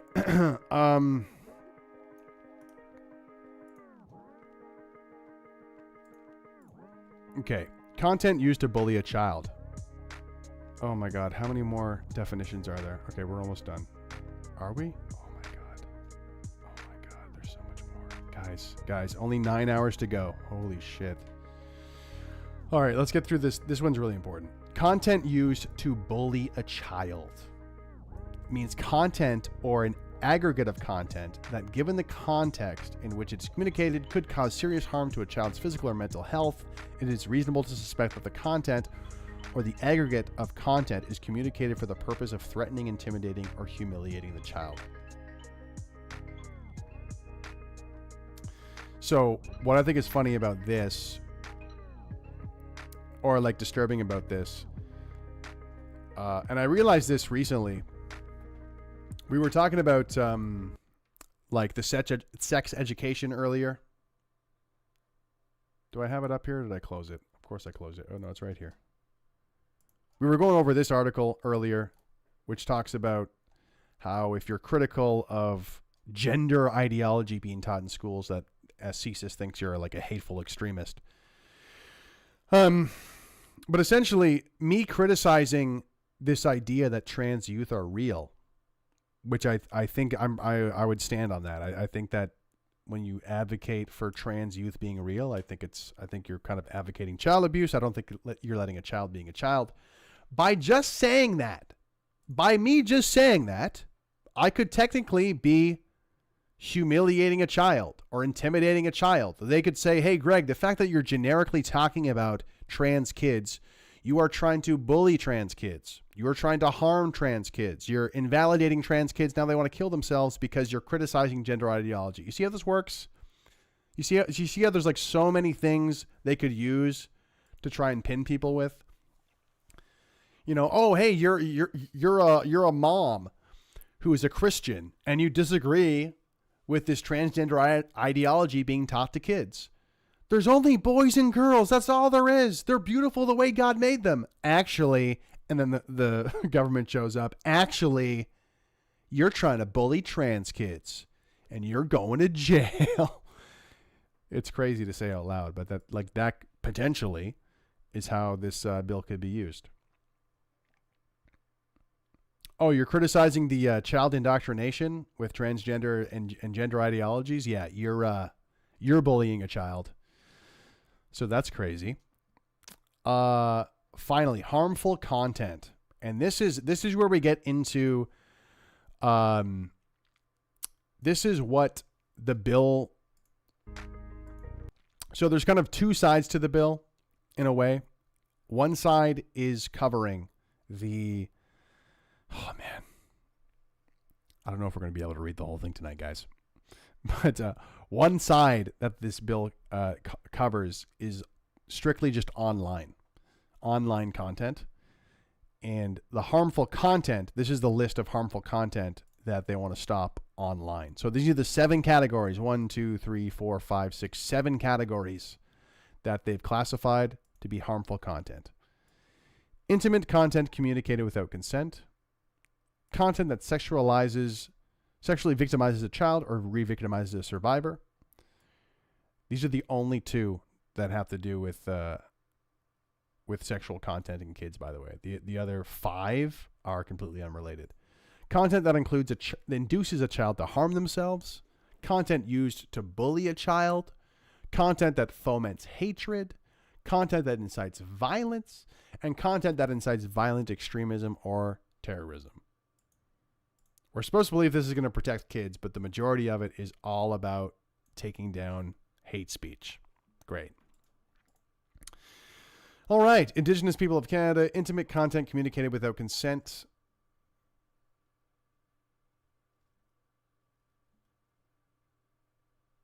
Okay, let's see if there's loopholes here. Intimate content communicated without consent means a visual recording, such as a photographic film or video recording, which a person is nude or is exposing their sexual organs. Okay.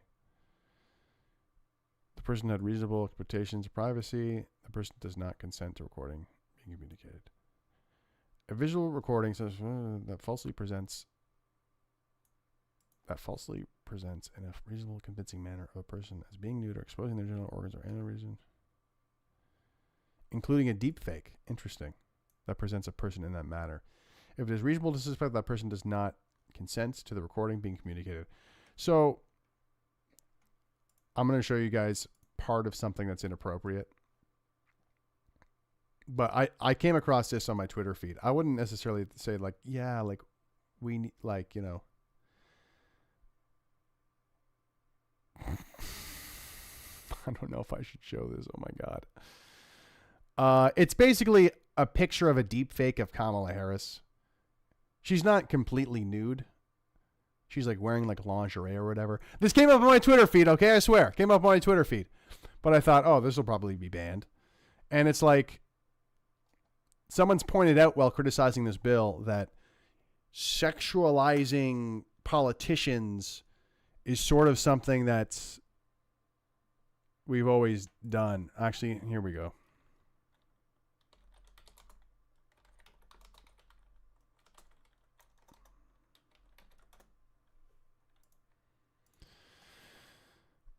Here we go. Trigger warning. Oh, no, I don't know if I can show that. Shit. Is there a censored version?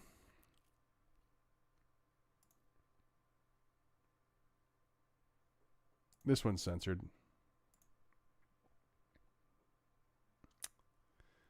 Everyone's like, what's he looking at? What's he looking at? Ugh, do I put this on stream? I don't know. I don't know if that's a good call, guys. I'll just show. Hopefully this will work. Will this pop up? I think we're good with this. Okay, I'll show this. So some artist created like this big statue or this big, like, you know, thing of Donald Trump, and he's naked and he has a very small penis. So this is sort of what I'm talking about, where it's like, this is sort of some sort of like own the conservatives. It's like, you know, some sort of demonstration of to humiliate the politician in question, right? And this would be not allowed. This would be intimate content communicated without consent, according to Bill C-63. So even though it's kind of like an artistic thing to humiliate a politician, it would just not be allowed. I believe it would just be stuff that you can make a takedown order for it. Right? All right. All right. So we're still getting through the definitions here. Let's go. Are you guys surviving down there? Are you guys surviving through this?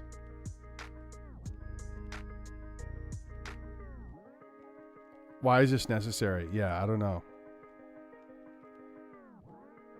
I mean, I think it's just worth covering all the bases, you know?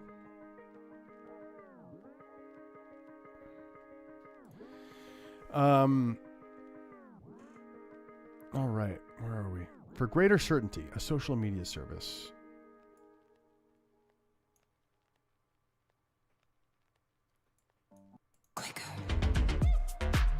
Social media service is an adult content service, namely a social media service that is focused on enabling its users to access and share pornographic content. Interesting that they've mentioned this, but once again have never mentioned Pornhub. That could be the trap card that they have waiting. They might mention Pornhub when they're trying to push it through. Don't you care? Don't you want to vilify Pornhub? That'd be a good move. I have to be prepared for that. A live streaming service, namely a social media service that is focused on enabling its users to access and share content by live stream. For a greater certainty, content that foments hatred. For greater certainty and for the purposes of the definition, content that foments hatred, content does not express For greater certainty and for the purposes of the definition, content that foments hatred, content does not express detestation or vilification solely because it expresses disdain or dislike. This is so silly, because what does this even mean? Is my question. Hey guys, just because it's just because you're not disdaining, disliking, or discrediting, or like just because you're humiliating them doesn't mean you're necessarily detesting them. It makes it seem like they're covering their bases when they're not. You know, it's just kind of like empty words to say, hey, we're to cover everything, guys. Don't worry. Bullshit. I call bullshit. Exclusion. The definition content that sexually victimizes a child or re-victimizes a survivor does not include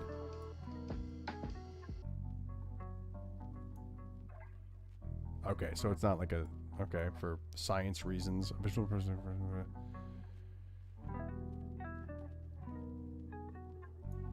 Interesting. So maybe they do they cover some of this? I think so. Visual oh my god. Oh my god. Okay, that's enough of this. That's enough of this. We're going to start playing my voice recording now. Bill C-63 is a toolbox for tyrants.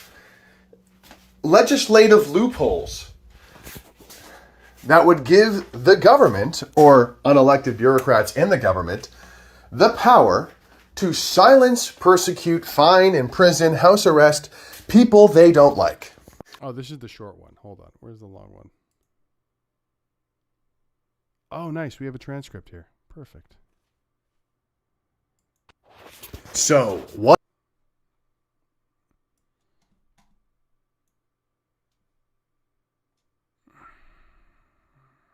Can I close that? Hold on.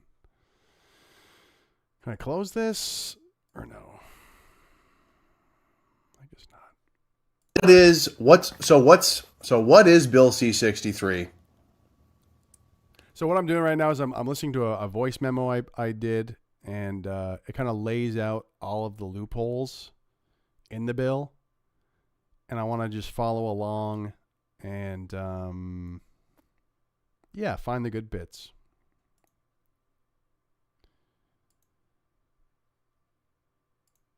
Okay.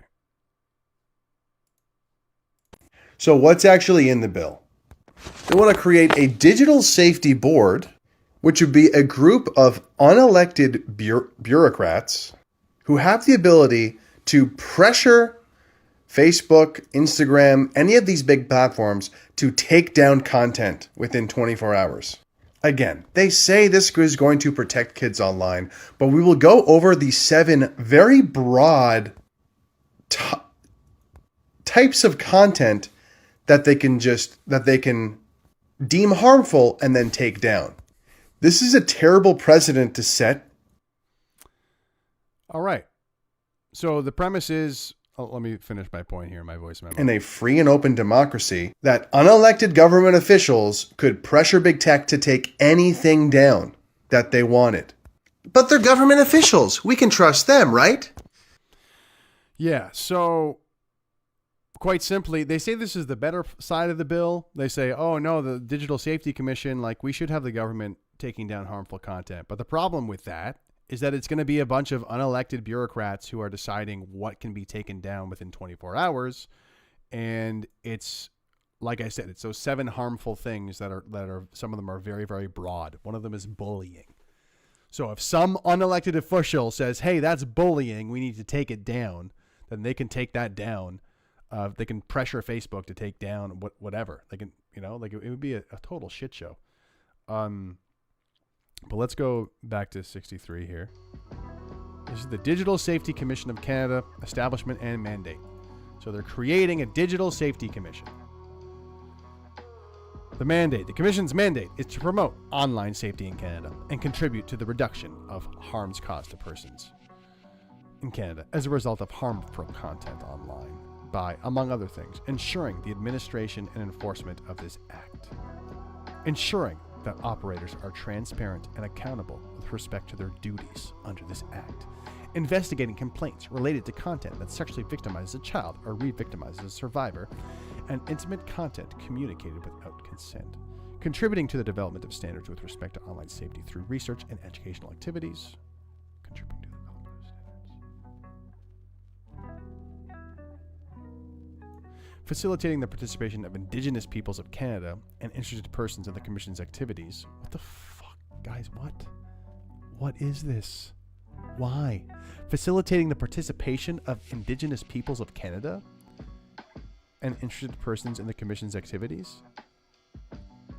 Like, this is just a fucking virtue signal. This is just a virtue signal. This is just like a sentence we can throw in there to make it sound good. Like, what the fuck is this?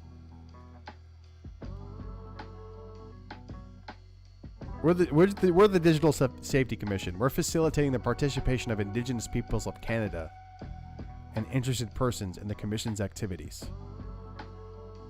What's interested persons? What does that mean?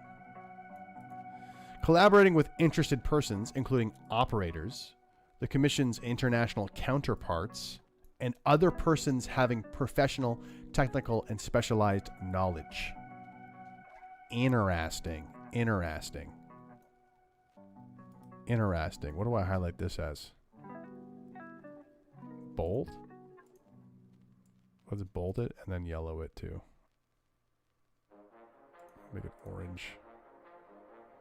Because, like, what is interested persons part of one of the definitions? Interested person.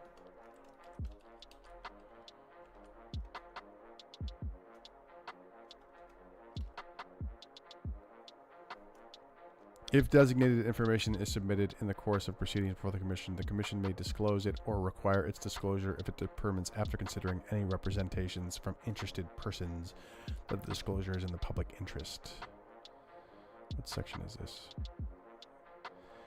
So this sounds like it would be information sharing, almost like, I almost want to say like CSIS could get all the information it wants from Facebook, Twitter, all these big tech platforms to be like, hey, this person's hateful. Let's like get all their data through Facebook.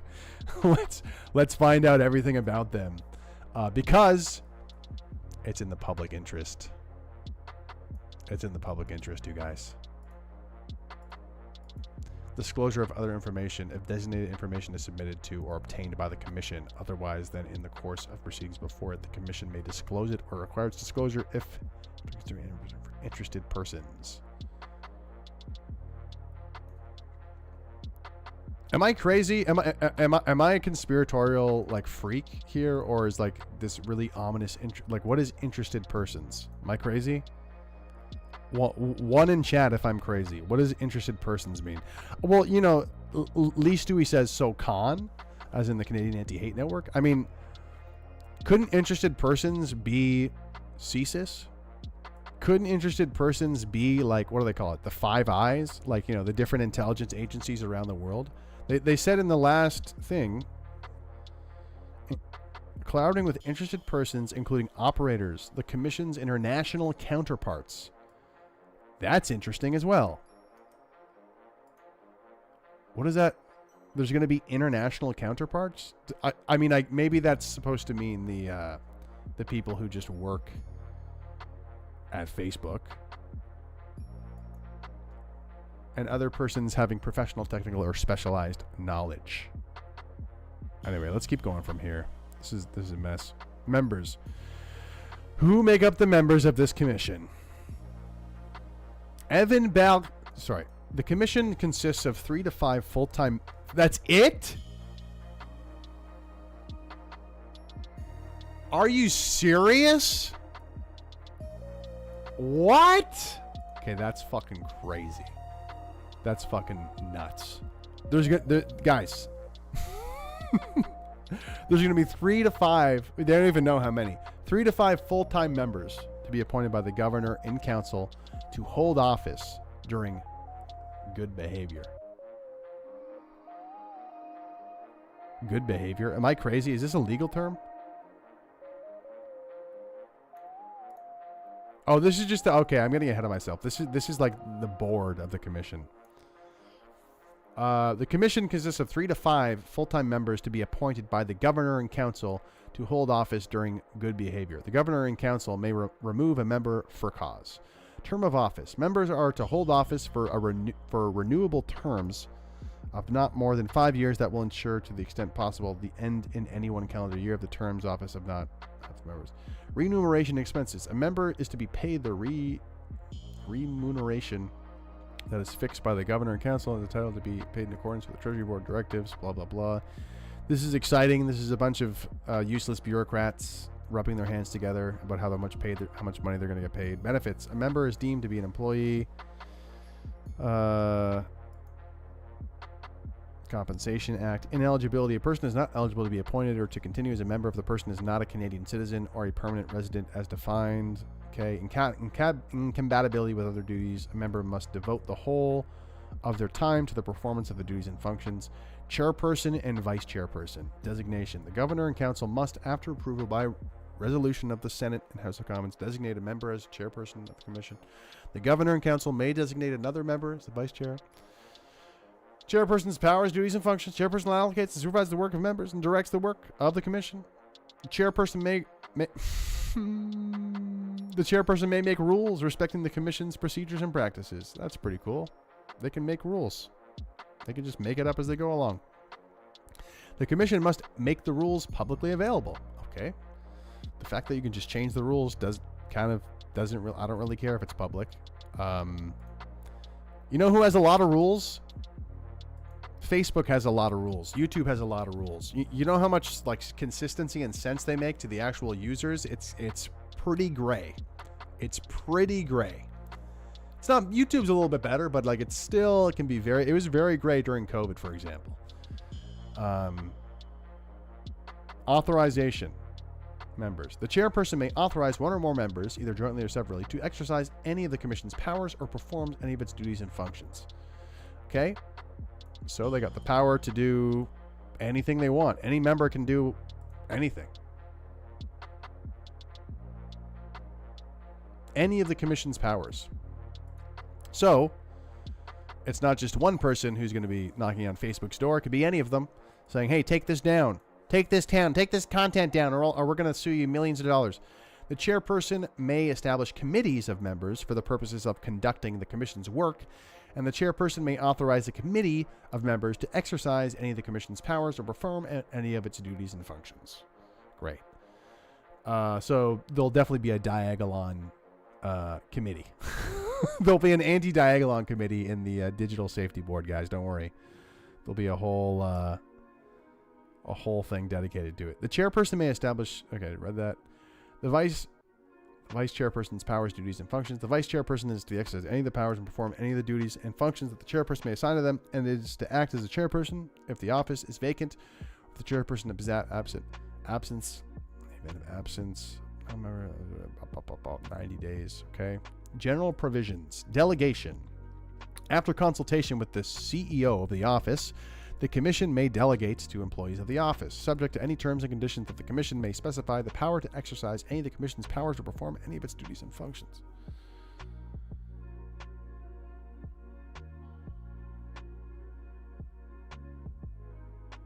Yeah, once again, so, any employee can have all the power to do that. Restriction. The commission is not authorized to delegate to employees of the office the power to submit any report to the minister of the governor and council, the power to make regulations that the commission is authorized to make, the power to make orders under subsection 94.1, or the power to delegate under subsection 1.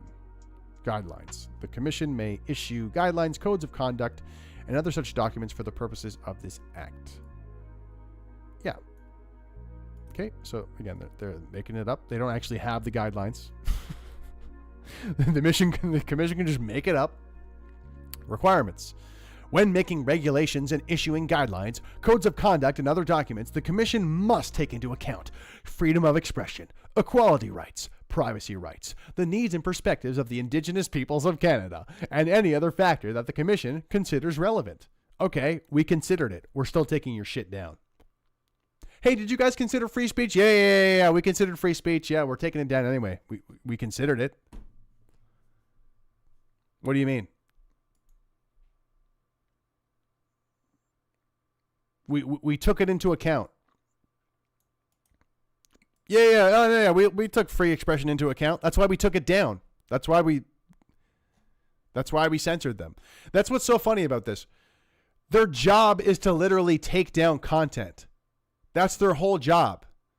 Did you consider freedom of expression before you did this? You have the power to pressure big tech to take stuff off the internet. Like, your whole job is to stop free expression, is to like make sure it's less of it and decide what's harmful or not.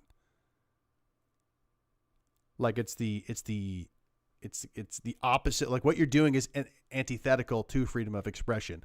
Yeah, I'm not sure. There's harmful content out there. Most of the time, big tech gets it already. Like, they're pretty good at that. You don't find porn on Facebook. You don't find porn on YouTube because they're good at taking it down. X, Elon, yeah, well, that's another story. But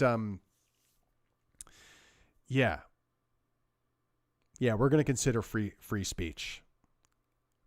Hey, did you take into account that you might be censoring people's free speech? Yeah, we took that into account. We took it down anyway, though. Hearings and reports. The commission must, on request of the governor and council, hold hearings or make reports on any matter that is within the commission's mandates. Okay. Digital Safety Ombudsperson of Canada. Let's quickly look up that definition, shall we? Because that's a good definition. Because an ombudsperson is supposed to make us feel safe. Ombudsperson assists with the fair and expeditious resolution of complaints in an impartial, confidential, and independent manner. Don't worry, I'm the ombudsperson. I'm impartial. I'm fair. I'm independent. I'm Bernie Farber. I'm going to be independent. Don't worry, guys. The governor and council is to appoint a digital safety ombudsperson. So once again, I mean, isn't that interesting?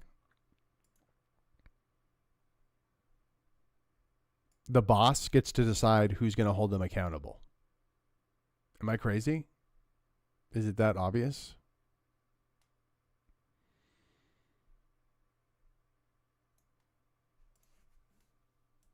Who's the governor and council? Where does the first come up?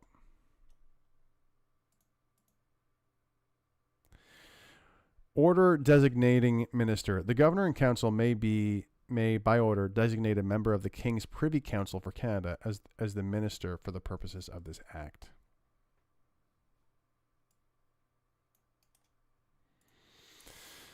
Oh, brother.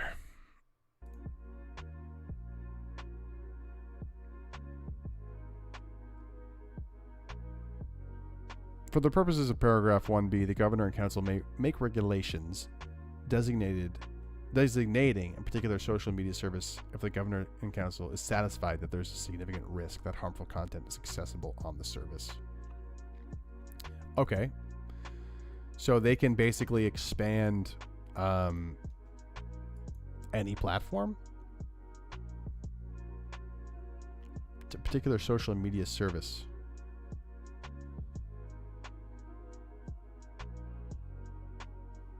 The governor and council may make regulations establishing types of social media services, respecting the number of users referred to in that subsection for each type of social media service, respecting the manner of determining the number of users on a social media service.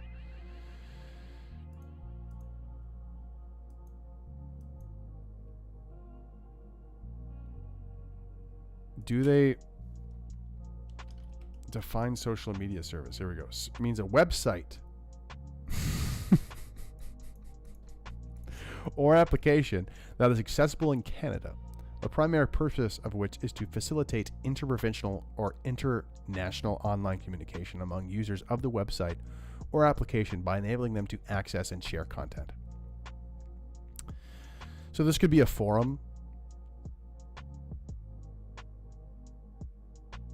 a website where the primary purpose of which is to facilitate online communication.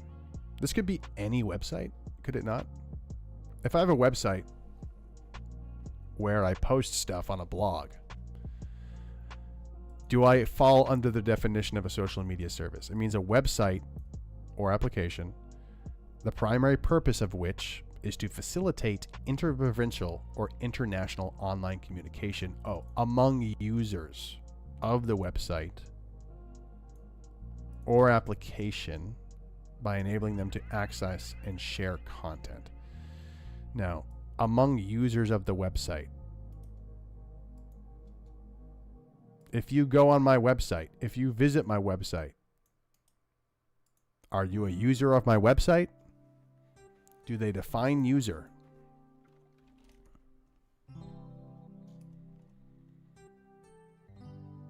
I don't think they define user. Do they?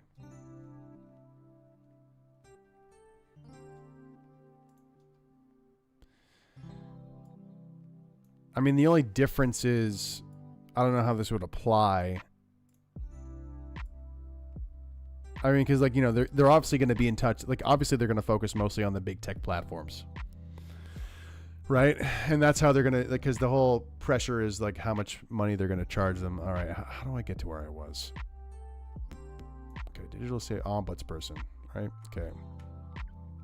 The ombudsperson is to hold office during pleasure on a full-time basis for a renewable term, not more than 5 years. The ombudsperson mandate is to provide the support to users of regulated services and advocate for the public interest with respect to systemic issues related to online safety. Systemic issues related to online safety. Interesting. Remuneration and expenses. Okay, the ombudsperson is deemed to be an employee, blah, blah, blah. Ineligibility, blah, blah, blah. The ombudsperson must devote the whole of their time, right? Absence, blah, blah, blah. Powers, duties, and functions. Power. The power of the ombudsperson. Trent Dabbs said anything with messaging. Could it not be more broad than that, though, based on the definition? If I post a blog, I'm communicating with users of the website. No? Anyway, that's not even the main point anyway, but powers, duties, and function of the ombudsperson. In fulfilling their mandate under Section 31, the ombudsperson may gather information with respect to issues related to online safety, including with respect to harmful content, such as by obtaining the perspective of users of regulated services and victims of harmful content. So they can gather information with respect to issues related to online safety. Highlight issues related to online safety, including by making publicly available any information gathered under paragraph A, other than personal information, and direct users to resources, including those provided for under this act, that may address their concerns regarding harmful content. Direct users to resources, including those provided under this act.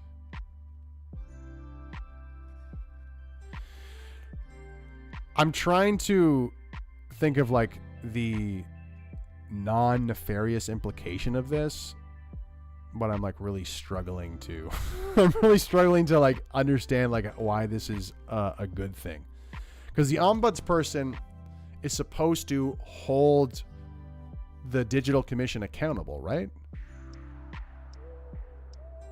So gather information with respect to issues related to online safety, including with respect to harmful content, such as obtaining the perspective of users of regulated services and victims of harmful content.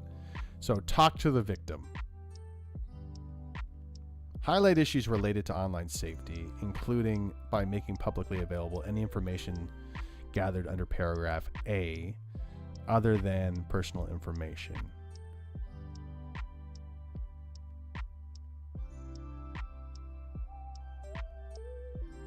So it's like it gather information. Does this mean that they can just? It's very broad. You could just gather information. Can you get all my Facebook history, all my DM history on my Facebook? Can you read all my group chats? What's going on? They say and this is another thing. They say it doesn't affect private communications, but this is different because this is them gathering information around the harm. Does that mean you can take all the data of a user who you're targeting And then even this, direct users to resources, including those provided for this under the Act, that may address their concerns regarding harmful content. Could you then creep out the hateful person and then grab their data and then send it over to the victim, and then they could further like persecute you or something? I don't know. I'm trying not to have like the worst possible interpretation here, but oh my God. Delegation. After consultation with the chief executive officer, the ombudsperson may delegate to employees of the office, subject to any terms and conditions that the ombudsperson may specify, the power to exercise any of the ombudsperson's powers or perform any of their duties and functions, except the power to submit any report to the minister. You know what's hilarious? The ombudsperson, they don't say anything about upholding free speech. They say it earlier that, hey, we're going to take all of this into consideration. We're going to take this into account. Shouldn't it be more of the ombudsperson to be the safeguard for that? Of like, hey, maybe we should pump the brakes. Like maybe that's not harmful content. But instead, it's like the ombudsperson is there to gather information about the victims of harmful content. Am I crazy? Or okay, ones in chat, if what I just read is super broad and you really don't understand what it means. Twos in chat if I'm an idiot and it's actually really clear and I'm just stupid. Ones in chat if this seems so broad and it didn't really land with you. And two if it's I'm the one who doesn't get it. Oh my God.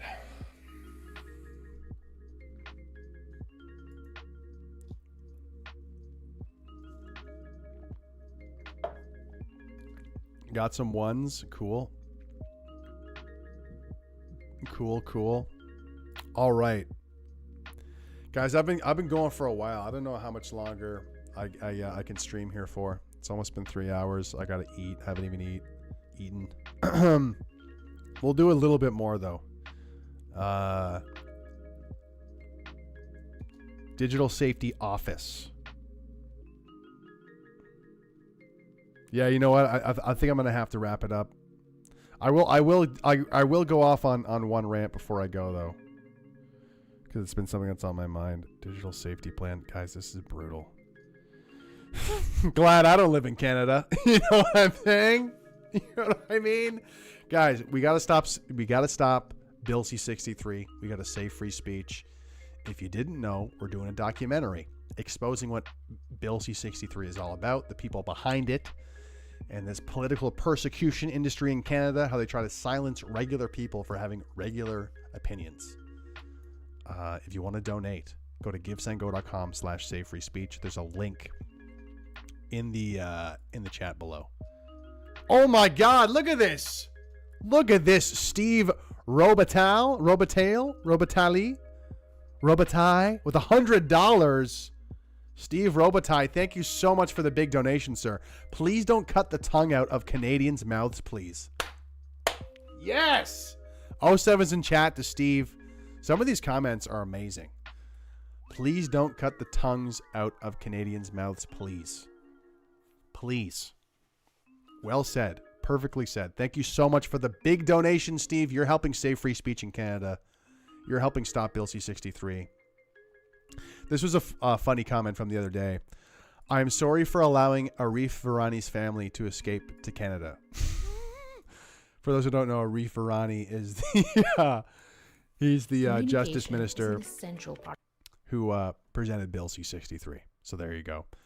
But thanks again so much for the donation, Steve. And also Canby Dread, LZ, Liquid Zoo. Huge donations tonight. We also got a big one from Silverman. Yeah, Lee Stewie's like so polite. Yeah. Please don't cut our tongues out. Please. Yeah. But seriously, don't do it. What was I going to rant about? You know what? I was going to rant about the woman who used to work for True North, Rupa, right? I don't know how to say her last name. And, you know, to be fair, like, I don't really have any, like, personal, like, beefs with Rupa necessarily. I know that, like, I've definitely disagreed with some of her like a lot of her takes more and more recently. But I'm glad she hasn't blocked me yet, because I do like to read her tweets, and because I really feel they are so demonstrative of how weak like mainstream conservatism is right now. Like just so like pitifully weak and apologetic and feckless. Feckless is another good word that I've been using a lot. Feckless. Where the hell is it? How long ago did I tweet this? Am I crazy? What's going on here? Jeez Louise. Oh my gosh. What word did I use in this tweet? Come on. I think I actually used the word feckless, didn't I? No? Brother. Oh, brother.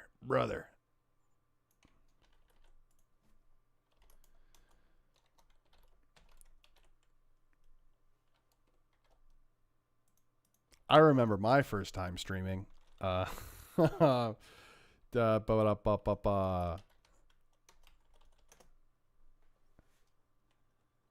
here we go. Boom. And then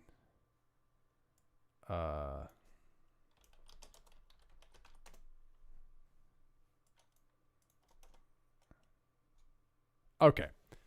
Here we go. So, this is a video. Maybe we'll go to the original. Federal civil servants will head into the office 3 days a week, starting September 9th, but union leaders are pushing back, calling it one of the most anti-worker policies that we've ever seen. These are the people who work in Ottawa. This is how out of touch and entitled and disgusting the people in Ottawa are. They're out in the streets because they have to go in more than 3 days a week into the office. Watch this clip. Fight to win! An unusually outspoken Ottawa as public servants push back. Just look at the energy of all of them, dude. Holy crap. Like it's so, it all looks so performative. Like they know the cameras are going to be there. Do any of these people actually have the look like they're in danger, or like this is like, it's so funny that they won't go into the office one extra day a week, but they'll go out to this protest, right? They'll go out to this protest and like be shown on camera. Fight to win! An unusually outspoken Ottawa. Work from home. I'm a lazy piece of shit. As public servants push back. We're seeing these unions coming together, maybe for the first time ever, in the biggest way ever, to fight one of the most anti-worker policies that we've ever seen. The new Like, are you kidding me? Is this guy serious? policy, most federal government employees will have to work an additional day a week in the office, now up to 3 days of their own choosing, starting next week. This is so embarrassing for them. Like, how out of touch are they? We should be roasting these people every day. Like, I know this is kind of old news, it's from last week or whatever, but it's actually like so outrageous. Are you kidding me? They have to go in one extra day a week. And what did this guy say? One of the most anti-worker policies that we've ever seen. These people don't deserve any respect at all. Like, none. None whatsoever. What the fuck? I'm not even going to watch the rest of it because this is what I was pointing at. My tweet was what I'm saying right now. Government workers in Ottawa are not hated enough. They're having a meltdown, having to go in one extra day a week. Their entitlement is truly despicable. Okay? And then I want to compare that to what Rupa said about this. This wall of text from Rupa. Personally, I work in policy. I need to read. I need to think in the office. It's not a good environment. There are too many voices. There's no privacy. She's like quoting one of the government workers here. Right? Exhibit A. And this is what Rupa says. Exhibit A on why Canada has a productivity crisis. There's an incredible level of entitlement by the federal civil service whose productivity is zilch, and it's becoming negative with each passing day. They think it's a pain to be at the office 3 out of 5 days a week when many average Canadians work their butts off every day because they can't work in their pajamas at home or goof off while being paid by us, the taxpayer. In an ideal world, they would all be out of a job, if nothing else, for their whining about being forced to go back to online. So, like, back to the office. I don't disagree with her, but it's like, it just does not hit the mark at all. It's so polite. It's so sort of, these guys are really, there's a productivity crisis. There's a productivity crisis. Is that it? Like, the attitude of these people are despicable, Rupa. It's disgusting. It's appalling. These people do not deserve our respect. But still, and this is why it triggered me, this tweet is so safe. It's her trying to be so, like, safe and so, well, I still don't want to offend anybody. Like, I want to, like, cover all angles of the topic. And it's just like, we need to offend people. We need to piss people off. We need to say, hey, that is everything wrong in this country. What did I say in my tweet? This is commenting on Rupa's, like, very, very soft take. I said, this light and fluffy criticism of lazy government workers is a great example of why polite Canadian conservatism is feckless and ineffective. We can't change the course of the country if we're not willing to be mean and offend the people who uphold the status quo. The Conservative Party of Canada is obsessed with this. They're obsessed with, well, we don't want to say something that people might be able to accuse us of being mean. I find the status quo offensive in this country. I don't like the status quo in this country. I want the status quo in this country to change. My opinions, my honest opinions of the status quo in this country would be offensive to the status quo in this country. It would be considered mean to the status quo. So the Conservative Party is saying they probably feel a lot the same way. I don't like the status quo. I want it to change. But we can't be mean.